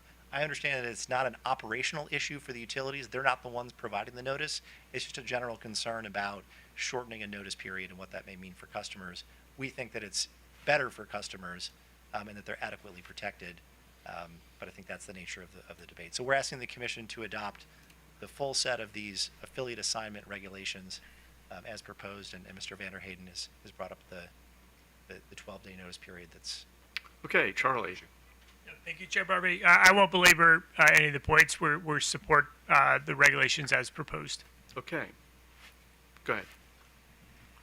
Hi, Olivia Taviano, one of Mr. Wallace's many clients with Solar Landscape. Again, not to belabor the point, we did propose this as our projects are typically a lot smaller, as we're sited on commercial industrial rooftops. It's really a way for our team to get the savings to people faster. At the request of MEA, there's also language that restricts assigning LMI subscribers to a project if the transfer causes originating CSEGs to drop below the mandatory 40% LMI threshold, and that's really built in as a protection for compliance purposes, but also for those subscribers. So, thank you. Okay, thank you. Yeah, Mark. So again, I think our opposition is very, very targeted. Most of this it does not really apply to Potomac Edison or to the utilities. The reason that we have concern with this notice provision is that it isn't just a change of the name, and the biggest thing that changes is that when you stop being with one community solar subscriber organization, if you have any banked credits, those credits will get paid out. So you are, if your contract is assigned, you are technically leaving SOA and joining SOB. You have banked credits with A, they pay out at the avoided cost rate, you then start with B. So this customer may not understand that that's happening. Well, we hope that they understand that that's happening, but part of the reasoning here is that they have enough time to say, do I want to do anything? That's one of our concerns. Ultimately, there are customers, their bill will have this information on it because most of the subscriber organizations are doing consolidated utility billing. So we believe that it is appropriate to maintain the current notice period and not shorten it for those reasons. Do you have a question? Yeah. So is it your view that you have to have 30 days, or is there somewhere between 30 and 12, I guess? We don't have a proposal other than to keep it at the existing 30 days. I do feel the more notice, the better. So if something above 12 would likely be better, but for simplicity, we're at 30 today. They're asking to move down to 12. Suchman. So the concern is that the customer may not have sufficient time to make an informed decision. So is it the days, or do you just want to make sure that one of your customers, because they're in PE service territory, has the information that they need to make the informed decision? Because presumably Mr. Wallace's client is going to say, we want to move you over. That customer could say, no, I want to stay where I am. They just need to have that the information that they need to be able to make that informed decision. And if they have that, do you care less about the timing? Probably true. I mean, we want the customers to understand what is happening to them. We didn't come to a conclusion that 30 days is the right amount. The 30 days is what, as was discussed here, is what a similar provision in electric supply is, and is what the existing assignment requirement would be. So we're just kind of saying, status quo is 30 days, that's what you have to decide, or to be notified of that decision. Solar Landscape is requesting that it be reduced down to 12. We don't see a good reason for that. Well, and the reality is that if you don't give customers the kind of information that they need, then we're going to start to hear from it, and the General Assembly is going to start to hear from those customers. So you're going to want to make sure that the process is not just relatively streamlined, but also relatively informative. So I'm assuming that you're going to provide those customers with the kind of information that they need to make that decision. Yes. Oh, yes, go ahead, sorry. I was going to ask People's Council if they had any thoughts about this.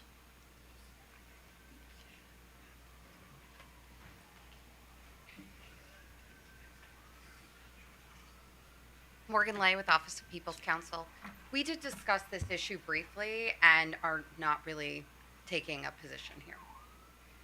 Alrighty then, thank Okay, you. but while you're there, I hate to make you sit down without actually answering a question. I'm assuming People's Council would be concerned if these customers were essentially slammed and they were just moved to some other entity without any kind of information, not knowing them, maybe were reluctant to sort of sign up in the first place and then got moved over. So you'd still want to have the company provide information sufficient for that customer to feel comfortable about moving over and not being worried that they were finding themselves in a place where they don't want to be. Of course, adequate notice is certainly important, and provided that none of the contract terms are any different, which they're not under this regulation, that alleviated the concern for OPC, provided that customers are provided with the information that they need to make a decision. Right. I mean, the thing, Mr. Wallace, is, if we give the 12 days, you're asking for less time. The microscope will be under, you'll be under the microscope, and people will be watching to make sure that you are not causing a problem. Not you per se, but your client. Yeah, Your Honor, I think the critical thing to understand with this particular proposal is the primary use case is for customers that are not yet enrolled with a particular project, right? And enrollment happens when the subscriber organization or subscription coordinator submits that list with that customer's name on it to the utility to be added to a community solar facility. The primary issue that kind of brought this, this issue to the working group was for customers that have signed up for one of Solar Landscape's projects have not yet been enrolled with the utility because they're waiting to get to PTO. No, I understand what you're trying to do, Yeah. but understand that once it's in regulation, then maybe some entity that's not your client will look at this and say, oh, I can just move these customers willy-nilly, and I can do it within 12 days. So all I'm saying to you is just, maybe you can put a little bit of extra language in here that makes it clear that you have to provide the customer with sufficient information. It's in there. We got Well, detailed we can, notice I for- mean, Okay, all well, I'm seeing is yellow. I think I'm hearing from the commission that we're prepared to go forward with these regulations the way they are. Yeah. So, okay, number 9, local government. Okay, well, this one should go as faster than I can pull it up, so. Let me. Mhm.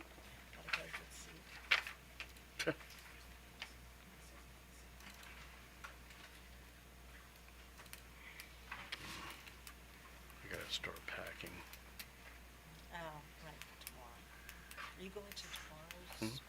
All right, so if you recall back, probably late last year, early this year, Howard County asked the commission administratively we'd like permission to participate in community solar. After that discussion, it became clear that what we needed was some regulations that would allow them to do that.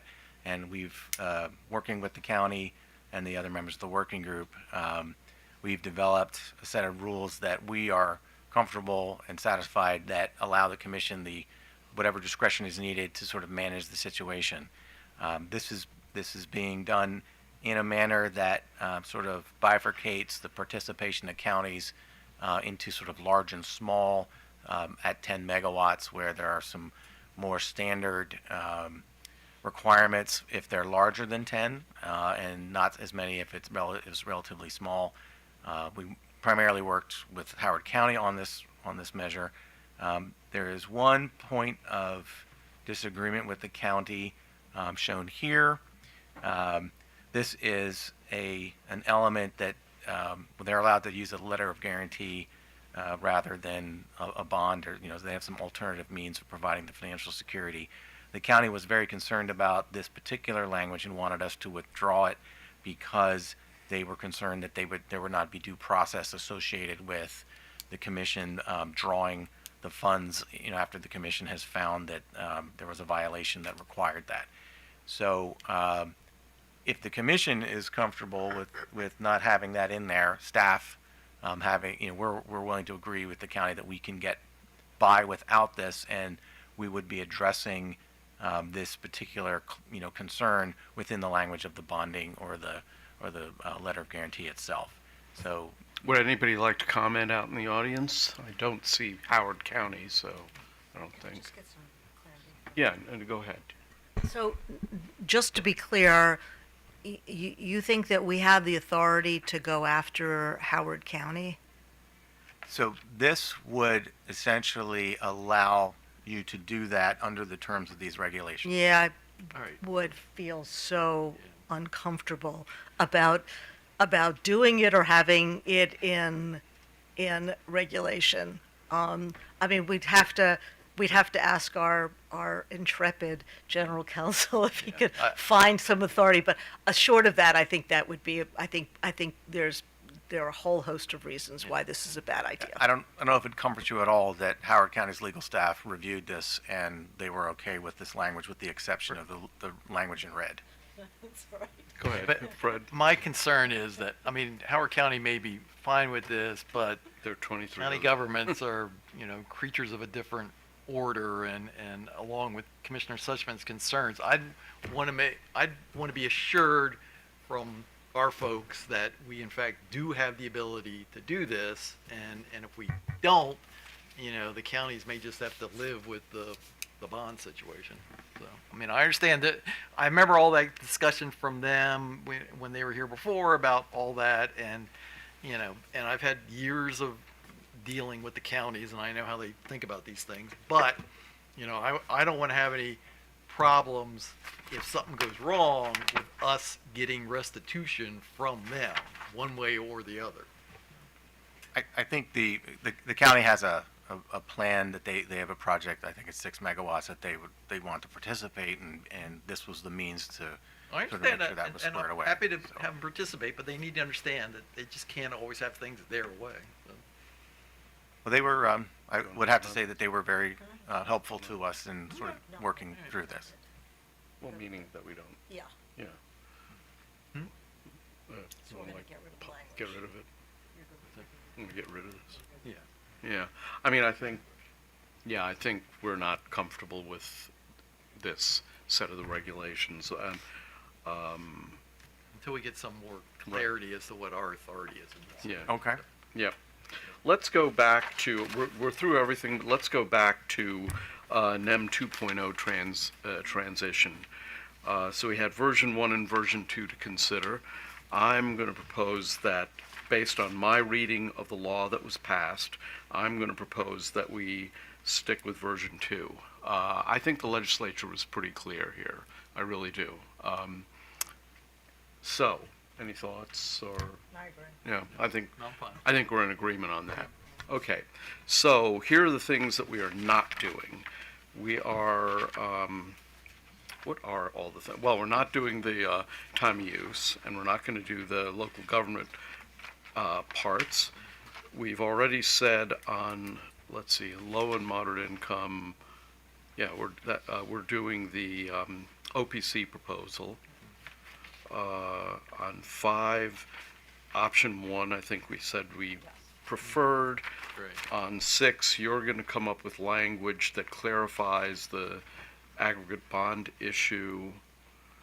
And, okay, so before I make this motion, I need to know what parts of the motion I'm not, Yeah, and just to clarify, you don't want to do any of the local government. correct, yeah. Yeah, you need to do more. But that is that folded into this minimum LMI subscriber? Is that's the, I mean, I'm looking at the,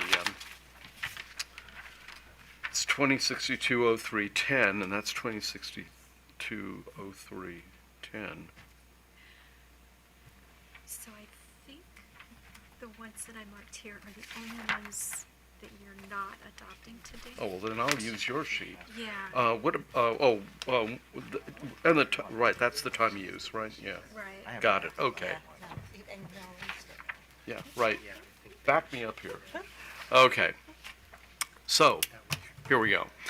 Commission motion, I move to publish the following new chapter, new regulations and revised proposed regulations in accordance with today's proceeding in the Maryland Register for notice and comment, subject to any non-substantive changes necessary to conform COMAR drafting requirements. And they are to add the following new chapter, COMAR 2062-07, which is Community Solar for Master Metered Residential Facilities.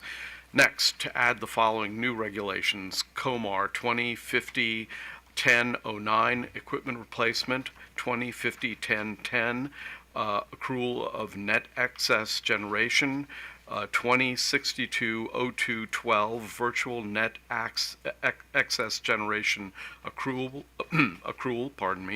2062-0310, minimum LMI subscriber requirements, COMAR 2062-0521, Financial Security Subscriber Organizations, 2062-0522, Financial Security Subscription Coordinators, COMAR 2062-0523, Additional Protections for Tenant Subscribers in Master Metered Facilities, 2062-0701, definitions, 2062-0702, general requirements, 2062-0703, approved credit allocation methods, 2062-0704, tenant billing and disclosure requirements, and then to revise the following proposed regulations, COMAR 2050-1001, general, 2050-1007, meter aggregation, 2062-0102 definitions, 2062-0303 project application process, 2062-0304 program Q, 2062-0401 CSEG data, CSEGs data, COMAR 2062-0507 required disclosures, 2062-0508 contracts for customer subscription in a community solar energy generation system, 2062-0513 assignment of subscription contract, and finally COMAR 2062-0515 subscriber organizations responsible for the actions of its agents or subscription coordinators. I have support from all of my colleagues here. So, I believe, there we have it. We're adjourned. Okay. And we beat our deadline. I thought we were going to go over. Smooth like butter. Yeah.